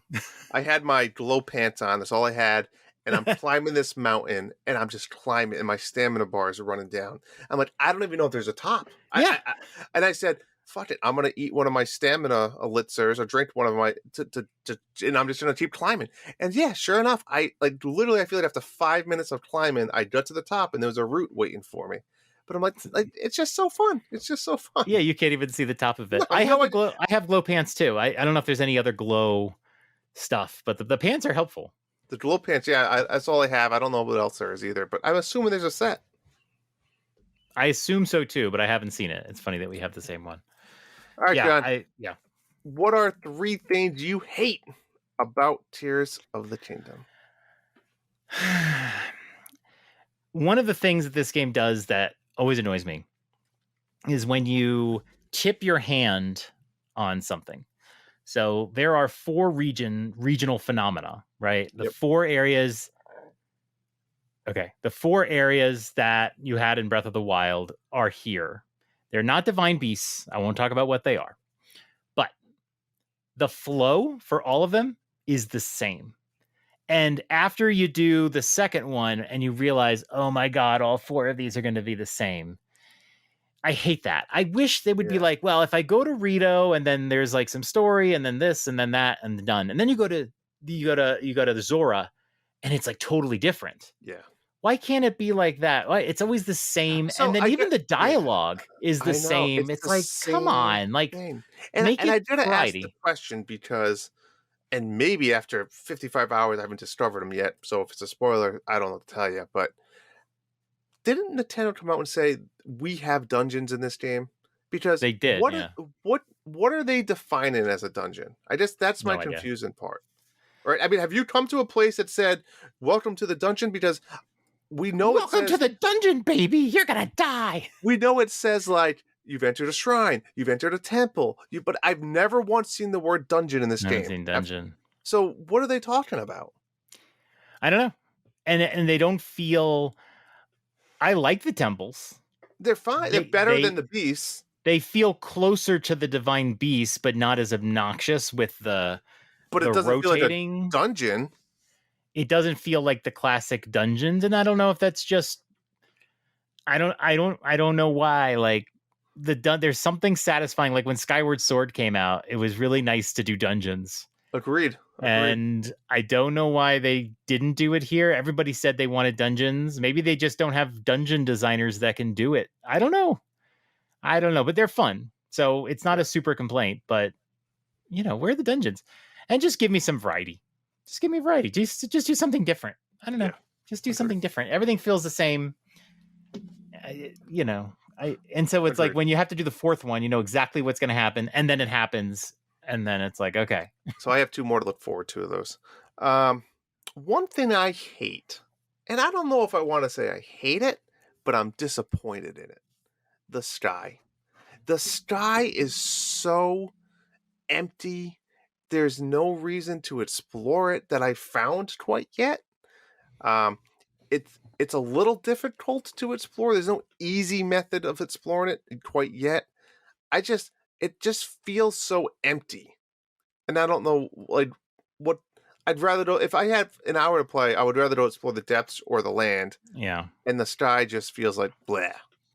There are surprises to find in the sky. There's shrines and things like that. Yeah, but like oftentimes you go in a tower and it's hard to really tell which islands you can get to. Yep. And it's hard to tell which islands you've been to.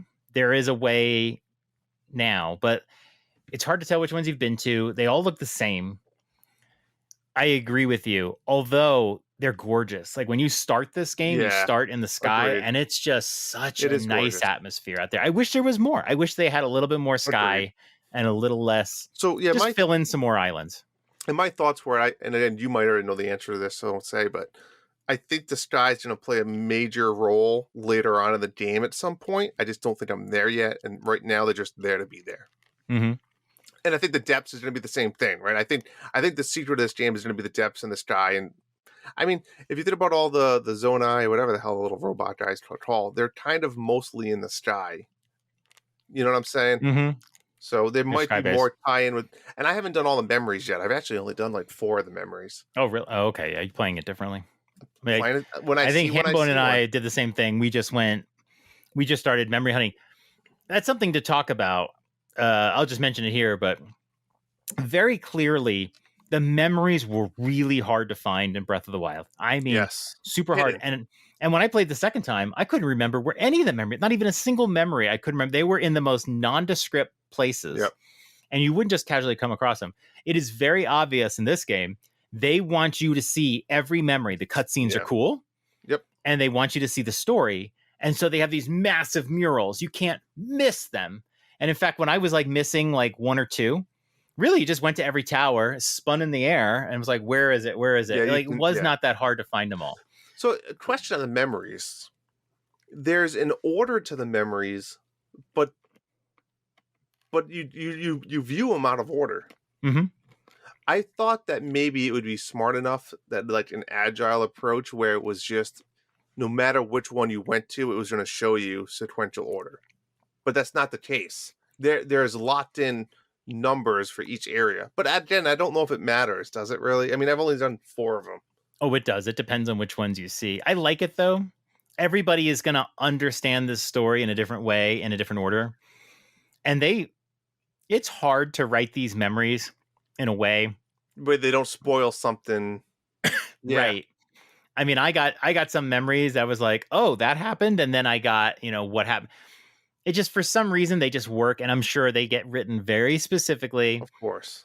It's magical. So I wouldn't want them to be chronological, because I think especially early on, if you were sharing it with friends, you'd be like, oh, I got this one. And you're like, I don't understand what it is. And you're like, oh no, but you didn't even see this one. Like that's cool. No, and it's like that Netflix show I told you about with the bank robbery, where you could watch any episode in any order and it's still told. Oh yeah, didn't Netflix like randomize that too? It does. Like they've randomized it every time, and then you can pitch any order you want. It was a fun show, but it was unique seeing that perspective where everyone watches it at different times, and you could see the end of the heist and see if they did it or not versus the first episode on how they met each other.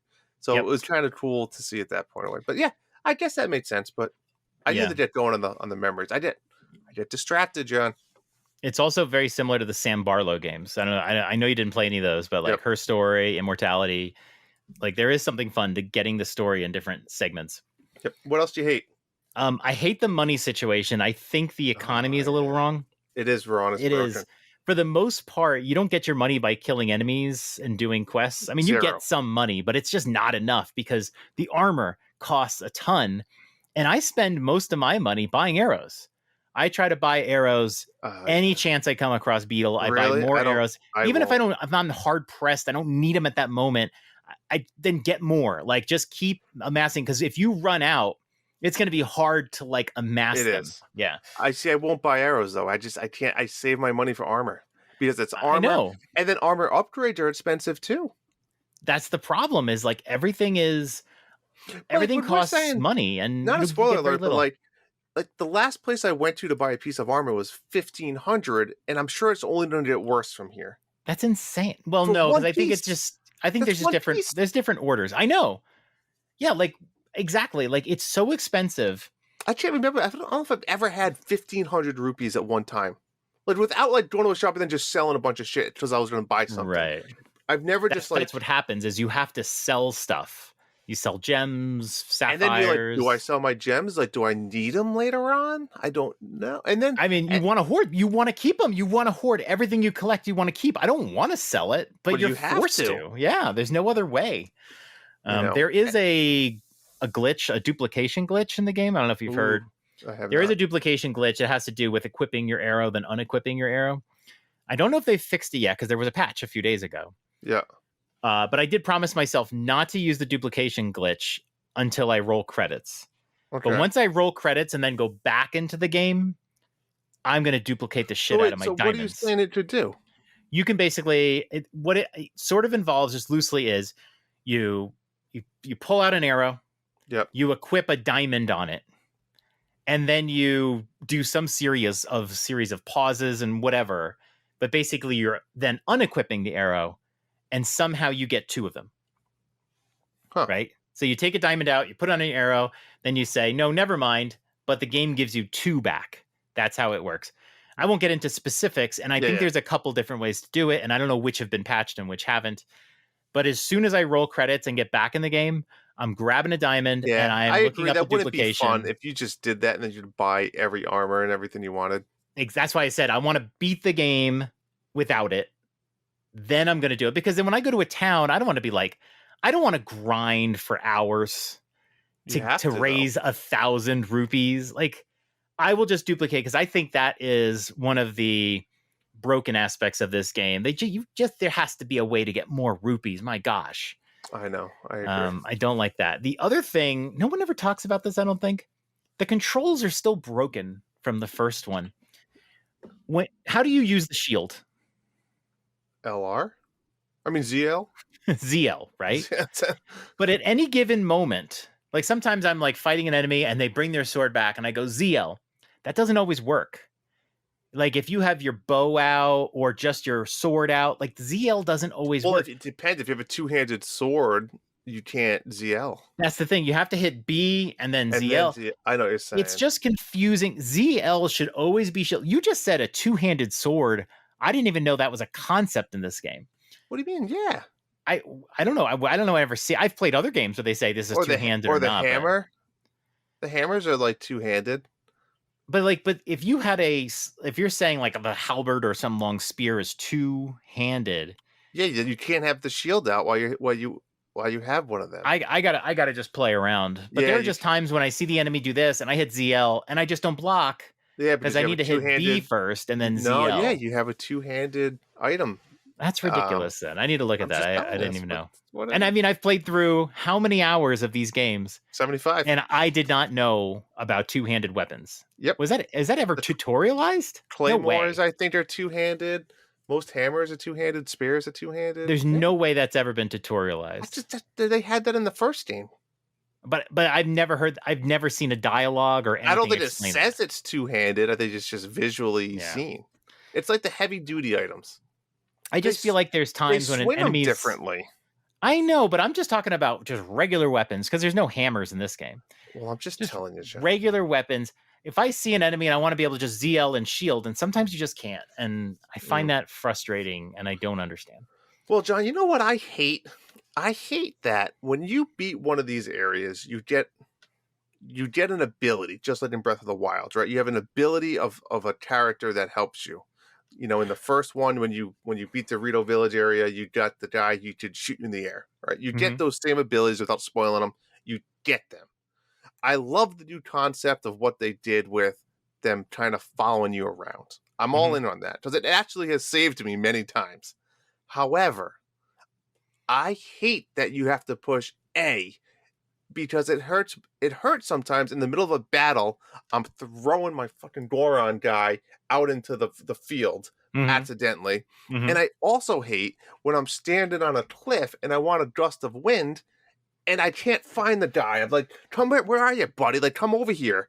And then I have to, like, it's broken. Oh, I just do the gust when you're flying already. Yeah, but I like to do it before I jump sometimes. Oh.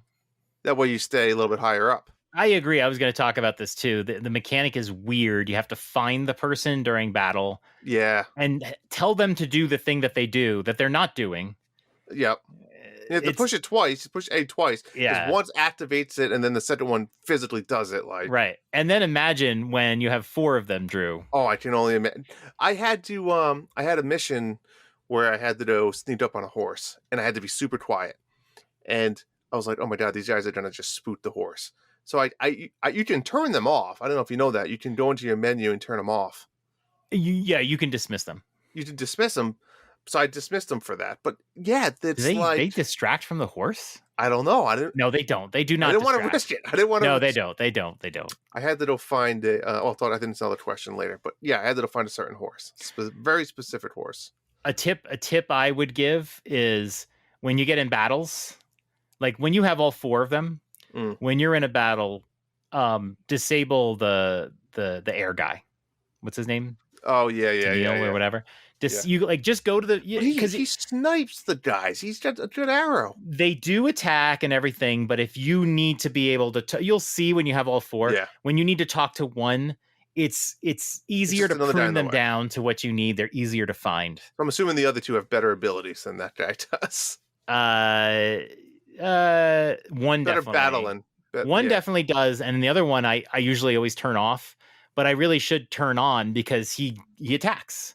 So I just don't want to have to look between 4 of them and hit A on the wrong guy and all that. Let me ask you this, because I haven't decided if I'm going to the desert or Zora's domain yet.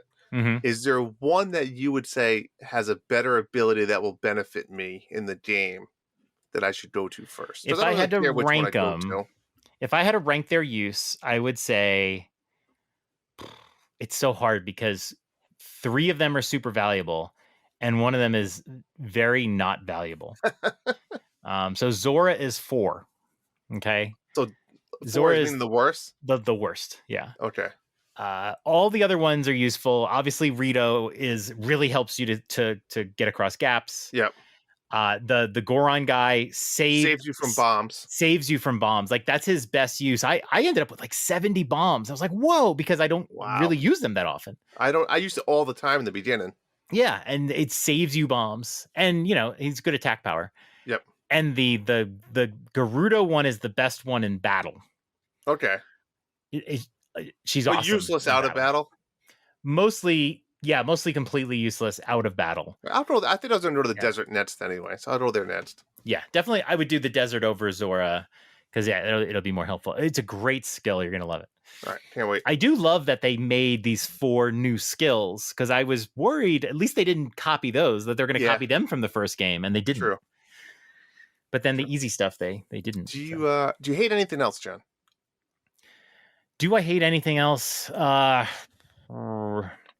still feel wimpy. I don't generally like games where I feel stronger as I'm going. I have the skills make you, extend your flights and all that stuff. I do like that. And when I have so many hearts now, I just run into battles and I don't even care if I get hit because I can take so many hits before I need to buff up. What's your total armor value though? Do you know? 17. See, I'm higher than that. I'm at like 24. I found a bunch of armors. You gotta upgrade them though. I've upgraded every one that I can upgrade. Well, then go do another fairy. I need to do a fairy. I know, but they're tricky. It's like you have to go. You go to the fairy and they're like, you need to play the drums, and then you go to play drums. Well, I can't play the drums because I need this guy. And then you play this guy, and he's like, I don't know where he is. It's like, oh my god. I think the quest that I'm doing with the stables are unlocking some of the fairies. That's all I'm gonna say. Oh, absolutely. So, but it's also hard to keep track. Like if you told me right now, where do I need to go to fix this second fairy? Yeah, I don't even know. I'd go to all the stables. I've been literally keeping track of which stables I've already done the quests at. I know it's just a little confusing, and it is a little confusing. I mean, it took me probably 45 hours till I got the first fairy. Same in Breath of the Wild, you didn't have to unlock the fairies, did you? You did, but you just paid, I think, like 1,000 rupees or something like that. Rupees were so easy to come by, weren't Much they? easier to come by. It was just a lot easier. They made them more challenging, and that's good or bad. That's up to you. But I feel wimpy though. That you do need to. We talked about the fuse. You have to fuse. You got to keep on the fuse and understand the fuse. But I just feel wimpy a lot of the time, and it's like I skip a lot of the little mid bosses because I'm just like, look, I can beat the guy. I like fighting. I just don't want to spend 3 weapons on the guy. I have this really cool weapon set, and I don't want to mess it up. Yep. Another little tip I want to give, it just reminded me.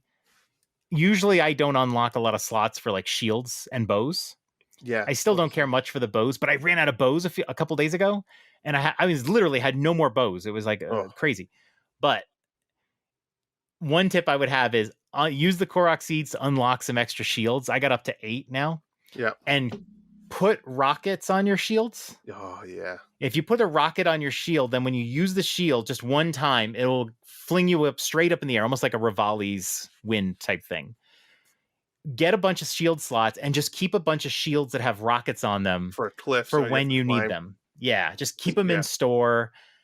There, it's like just for that alone, and then you have shields that you automatically, or how do you have to? Yeah, when you hold up the shield, just keep it held down, and the rocket will fire, and then the rocket explodes, and you just want to use your paraglider. Gotcha. But yeah, just keep them in tow. Just keep them around for when you need them in emergency or whatever. Good one. Yeah. Last thing I hate, John, is why can't I just pet the dogs? The dogs are so cute at the stables. They come up to you, they roll over, you can give them an apple. They get excited, but you can't. Why is there not just a pet function? That's all I want. That's it. Give it to you. Give it to you. Give it to me. All right, who's next? Me or you? Is Tears of the Kingdom a 10 out of 10? I don't think it is. I think it's a great game. It's massive, but I think there's some things broken. As much as I think the Ultra Hand and the Fusion and all that stuff's cool, I think and Nintendo's answer is going to be, we want you to play the game how you want to play it. I think it is broken in a bit of a way where it manipulates the game. I cannot disagree with you enough cheating. On this. I just feel like you're enjoying it though. It doesn't mean it has to be a 10. It could be a 9.5. No, but I'm saying you're enjoying using these mechanics. I am enjoying them more than I used to. You sound like you're feeling guilty or something. Like that they're broken or whatever, but it's like you're having a hoot of a time with them. Like, who cares if they're? I think it's fun that people can break things. Like, it's clever and interesting. I don't think I should be able to beat an entire temple, like, not the way I'm supposed to. It was one temple, and there's only 4 in the game. Yeah, but 25% of them. I've only done 2. I'm at a 50% rate of cheating.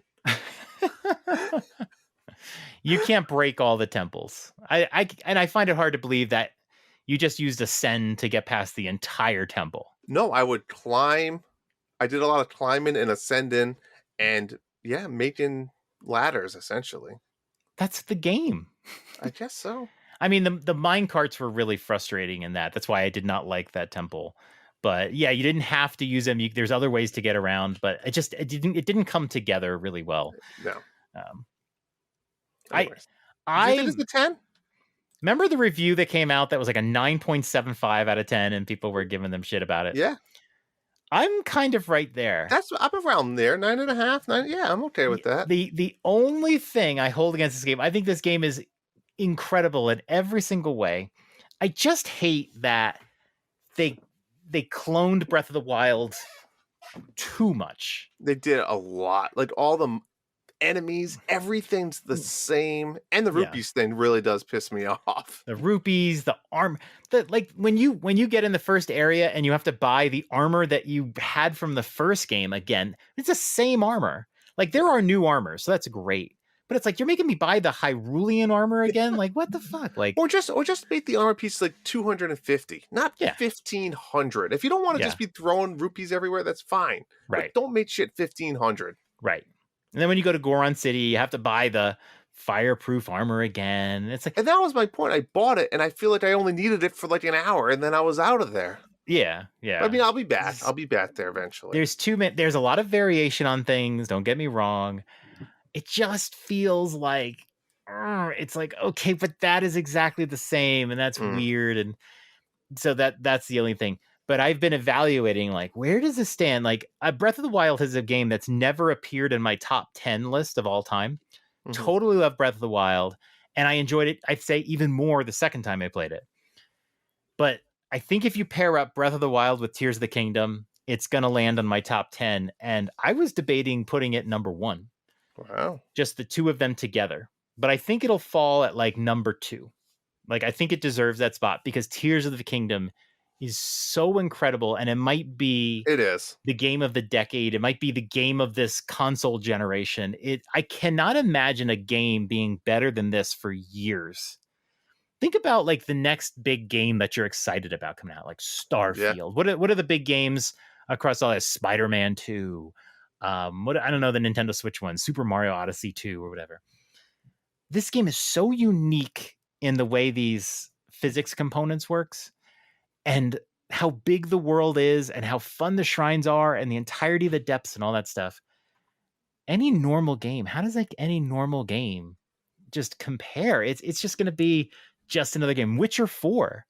I mean, like, how is The Witcher 4 going to compete with Tears of the Kingdom? Like, you know what I mean? Like, it's almost going to ruin games for me. The ban more chits. Can't do that in Zelda.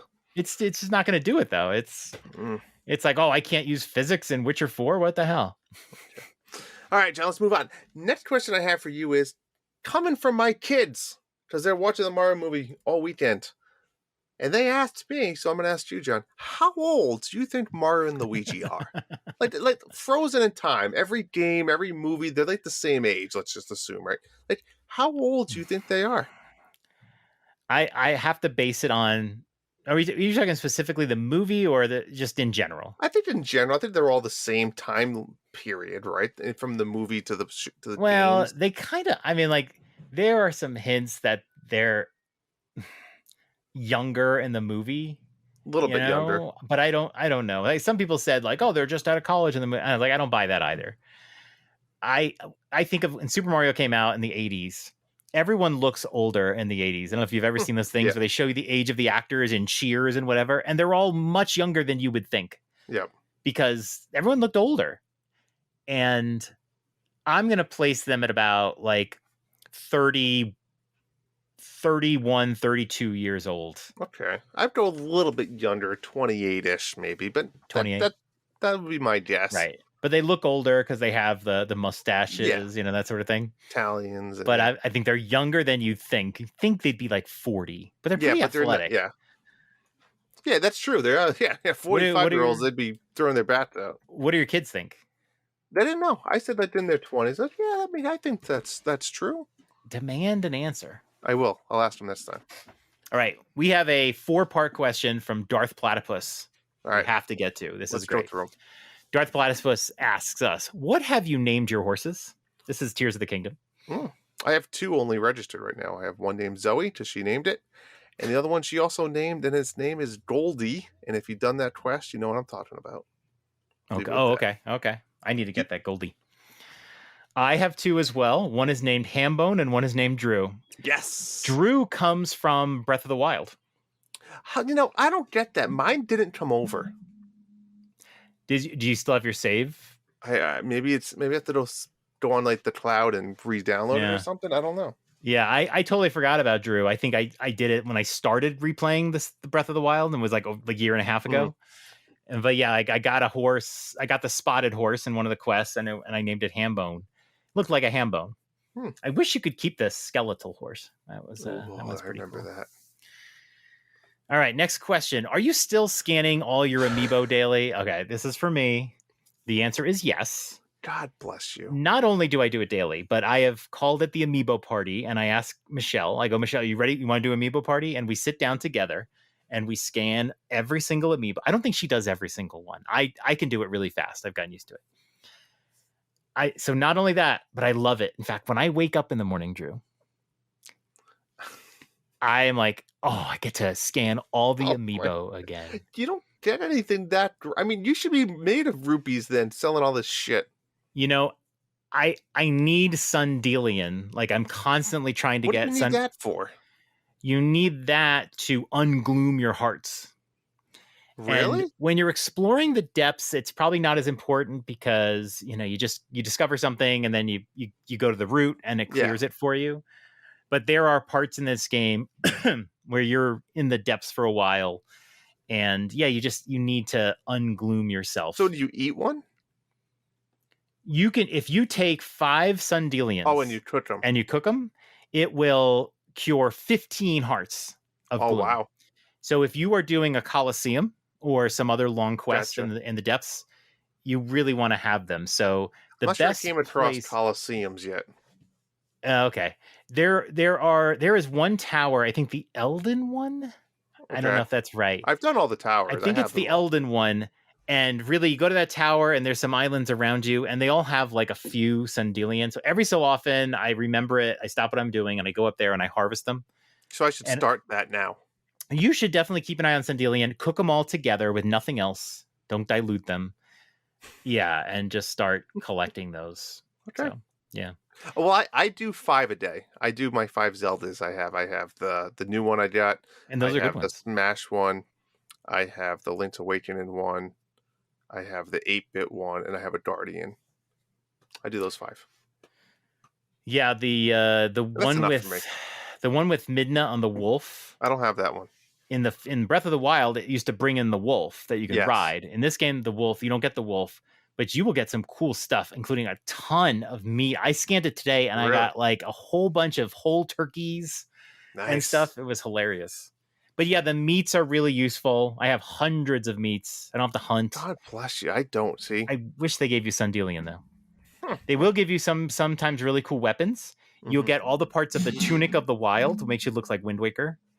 And you'll get a bunch of paraglider fabrics. So there's always like this, every so often you get something and you're like, oh, that's cool, you know? So I do every one of them. Next question from Darth Platypus. What is the craziest spoiler-free discovery that you've made? Ooh. I'd say one. I don't know if it's a spoiler or not. If it is, I'm sorry. But dragons. I was dragon hunting, I said a little bit earlier. And, you know, it's cool, just like in Breath of the Wild, that dragons have a specific path that they go to. But the cool part is they now go underground. And I thought that was kind of cool when you see them going through a chasm into the depth. Yeah. I was like, oh, that's that. And then when you run into them in the depths, that's even cooler. Yeah, they light up. Yeah. Anytime you go down the chasm, looks really good on OLED. Like, it does. Pretty. I love it. Not really a spoiler, but I thought that was cool and different. For me, have you gone back to the Great Plateau? I have. I came across it, I think, accidentally. I wasn't really trying to. I think I said this earlier, but it bears repeating. One of the coolest parts about this game, I remember us being worried that, it's the same Hyrule from the first game. Is it going to be boring to explore? Clearly, no. It's unrecognizable, except for the few things you remember. That little island that's a swirl. Eventide Island. Yeah. Everyone's got like a thing. Some of the labyrinths. You remember those things. Kakariko Village for me, right? But what's really cool is you go back and you see people you met before. They've aged or they're different. You know, you're seeing where Impa's gone and all that stuff. But go back to the Great Plateau and explore. And I almost cried. Like, I didn't cry, but I almost did. Almost. I was going around the Great Plateau and I was like, oh yeah, I kind of remember this view. And I was walking up and I found the little overhang cave where the old man was when you first play the game, where, you know, he's cooking the apples, you know? And I was like, oh my God, the shrine, like the Shrine of Awakening. And I ran up the hill and I couldn't quite find it. And then I ran up the hill and then you see the little point where Link runs to in the beginning when he looks off the cliff, you know, the very famous Breath of the Wild scene. And then I went back into the Shrine of Awakening and it says Discovery, Shrine of Awakening. And it's like, wow, like it was just wild. It was like, oh man, it just really brought back memories of the game. Cool. And you're like, this is the same place. Like sometimes you have to, you need that reminder. This is the same place. I think it's just really cool. I think everyone should go to the Great Plateau. There's some neat quests there. There's some shrines. Like it's so cool that you can just go back there and it's just different. Yep. It's really cool. Really cool. Good question. Yeah. Last question. Also, what paraglider fabric have you gone with? I haven't changed mine yet. I have a couple, but I have not changed mine yet. I might do that next time I play. Go to the village and maybe dye some armor and stuff. Yeah. I didn't know if you upgraded the armor, if it was going to like delete the dye. So I didn't want to like start dyeing and doing everything I wanted to. No. And then all of a sudden it was going to start changing. It doesn't change the look of anything you upgrade anyway. So I don't see why they would change the dye. What do you mean? Oh, when you upgrade. Oh, yeah, this stays exactly the same. Yeah. Just the part. I should do some dye. I would love to do that. I've been using the same armor for dozens of hours right now. So I wanted to get like the dark tunic and like make it white and see how that would look. Mm-hmm. See if that would look cool. Yeah, or the one with the tape. You do like the tape with a certain color. The problem is you're constantly changing your armor. At least I am. I'm changing mine a lot based on the areas I'm in and stuff. But you have like the go-to standard armor, And then you Yeah. have like, I got to throw my fire protection on, or I need to throw the cold protection on. But I think if you just like take your basic armor, Really? that'd be Depends, though. okay. I think I'm changing mine a lot.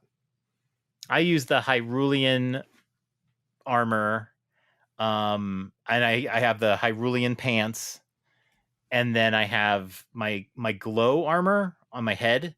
But it's because that is the highest defense too. So even though it's almost useless on the above ground, correct, it's high defense. So I keep it. Question. I use the Bokoblin paraglider. It's just funny looking. I think I tweeted it out. It's just funny looking. It's orange and it's got a goofy looking Bokoblin face on it. Cool. All right.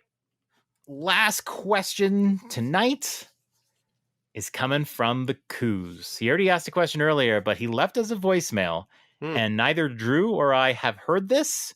I have not. So I'm going to click it, and I apologize in advance. I don't. Hopefully I get the volume right this time. Here's the Coos. What's happening, fellas? Roberto Cuzzi here. Hey, my sister-in-law turned me on Whoa. to this dill mustard. It's amazing stuff. Easily top 3 condiment for me. But it got me thinking, what are your guys' top 3, or maybe even top 5, if you will, condiments? Whoa. Don't give me this crap about no particular order. I want them in a particular order. Love y'all. Adios. He's a long-time caller. I'd like to quote the one and only Rocky Balboa and say, I don't use this. What? You don't remember he's at a hot dog cart? He's ordering a hot dog, and he's like, oh, you want any condiments?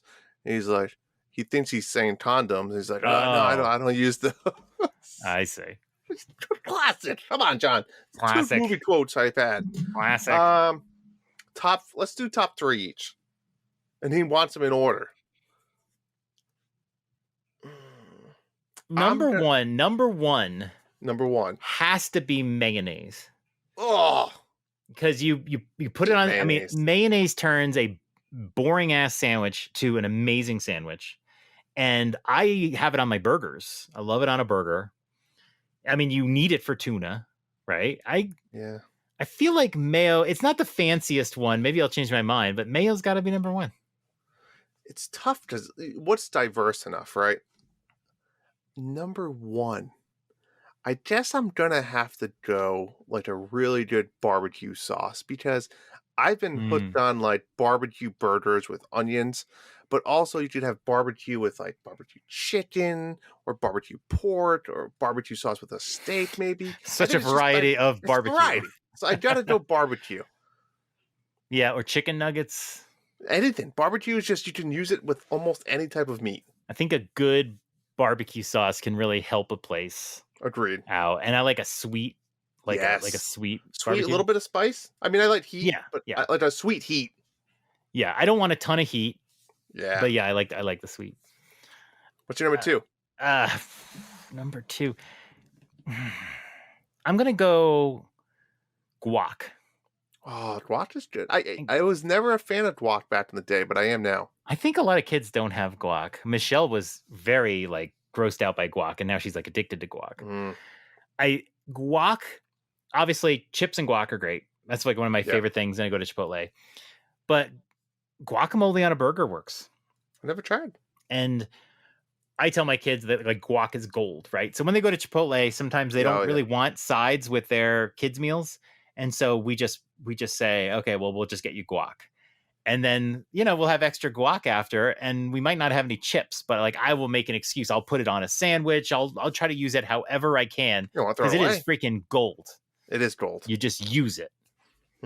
So maybe guac number 2. My number 2, I'm going to go with sweet relish. You can't use it on a lot, but like just a plain hot dog with just relish, or sometimes like a nice burger with relish. It's all you need. The little crunch, the little sweetness, little tartar. Yeah. Relish. Sweet relish. Okay. What's number 3? I'm definitely not a relish guy. Number 3 is tough. I've kind of written some down here. I've got salsa. I have pesto. And that is, you consider pesto like a it's condiment? not really a condiment, right? No, it's not a condiment. You're right. It's got to be salsa, but not every salsa, right? Everyone's got a particular salsa. Salsa. Yeah, what did I say? Salsa? Like salsa water? Like salsa? What is this? You sound like me over there. Salsa. I like salsa with, like, on a burrito. I like it with chips. What else do I use salsa for? I don't know. You know what? You know what? You know what I'm going with? Okay. I'm going with green chili sauce. Is that big where you are? I've had that. It's not big where I am, but I've had that before. Green chili sauce is huge in Colorado. It is good. I've had it. You put it on a breakfast burrito. That's when I first had it, and it's amazing. But you can put it on almost anything. It mostly ends up on burritos. But your green chili sauce is maybe not the most dynamic condiment, but it's freaking incredible. I'm going to go with that one. That's a good one. I guess I'll go with my last one. I don't use it often, but when I do, I love it. Like a malt vinegar. Like, not just like a white vinegar, like a malt vinegar. Like at Five Guys. Yeah, you just load that shit up on French fries. You probably put some ketchup on there as well. You eat it with like a fork, and it's just delicious. I agree. I had a friend who loves Five Guys, and we went one time together. This is during COVID, so it was like very forbidden. And he's like, "Do you mind if I put the malt on the fries?" And I'm like, "Sure." And he puts it in the bag, and then he just shakes up the whole bag. And I was like, "All right, I'm game." Yeah, it's pretty good. Yeah, I don't use it a lot, but when I do, it's good. Good question, Coos. Thanks, buddy. Thank you, Coos. One last question. You thought that was the last one. Surprise question. Oh, boy. Drew, what did you think about the questions? I loved the questions. I've always loved the questions. The questions is a great idea. There's a podcast who's listening to that does this. And the question just, you could go in any direction at any moment, from Brussels sprouts to Zelda to Mario to condiments. You just don't know where the questions are going to go, John. They're going to get dirty by week 2. Trust me. Oh, 100%. We stayed clean this week. It's coming. Oh, it's coming. No, I liked it too. I feel like I'm able to go between different topics and not feel like I'm investing in a very hardcore topic. Exactly. We'll keep it light. It was very good. Awesome. Well, John, it's that time of the show when would you tell me what's coming up the next few weeks? We've got a big week coming up. Big 2 weeks. We're still doing by 2 weeks. Etrian Odyssey Origins Collection comes out June 1st. Yeah, June 1st is 9-10 days away now. God, that's so soon. Crazy. Dwarve. I put that on for you. Dwarve comes out June 1st. I've been waiting years for this game. Really quick, best way to describe it is a tower defense 3D Zelda-like game. That's it. Done. Move on. Super Mega Baseball 4. That got announced fairly recently. That is coming out now June 2nd. Wow. Very interested in that. I still have not played 3. I bought it. I still haven't played 3. Well, maybe you'll put 3 on a good sale and I'll buy 3. We'll play. If I play 4, I might just get it on PlayStation and just do it there. June 2nd, Street Fighter 6 is coming out to all consoles except for the Nintendo Switch, but oh man. But hey, we're getting Mortal Kombat. It looks freaking awesome. Yeah, Mortal Kombat got announced. We got to talk about that a little bit. And then We Love Katamari, Reroll Plus, Royal Reverie. What the fuck? I don't know. I feel like this is a franchise that has overdone it. And we got Reroll earlier on Switch, which was a remake of We Love Katamari. It was like, and now they got a remaster. I have no idea. That comes out June 2nd. So there's a lot of games coming out June 1st and June 2nd. I wonder if they all waited. They wanted to wait a few weeks after Tears of the Kingdom. I need to play Dwarf, but I will not be done with Tears of the Kingdom. Really? 10 more days?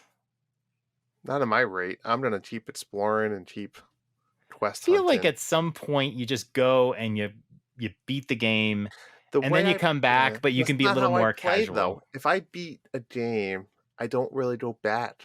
I know this is different, but like I like to do it all and then finish the game, like, wow, that was fun, and then done.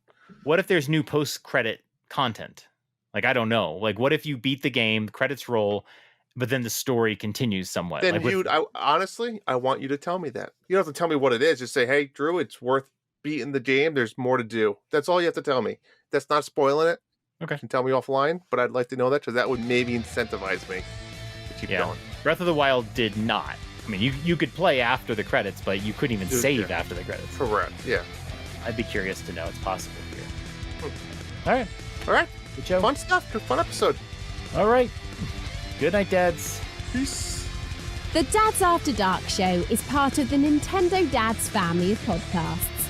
You can subscribe to us anywhere podcasts are available, including Google, Overcast, Spotify, and Stitcher. And if you're using Apple Podcasts, don't forget to leave us a 5-star review. Pretty please?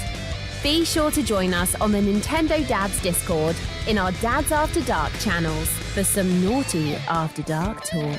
Leave us a voicemail with Anchor and we'll play it on our next show. Check our podcast description for the link. Follow us on Twitter and now TikTok at @NDadsAfterDark or email us at dadsafterdarkshow@gmail.com. And a big thank you to Family Jewels for our show's music. That's all for tonight. Good night, Dads. Sweet dreams.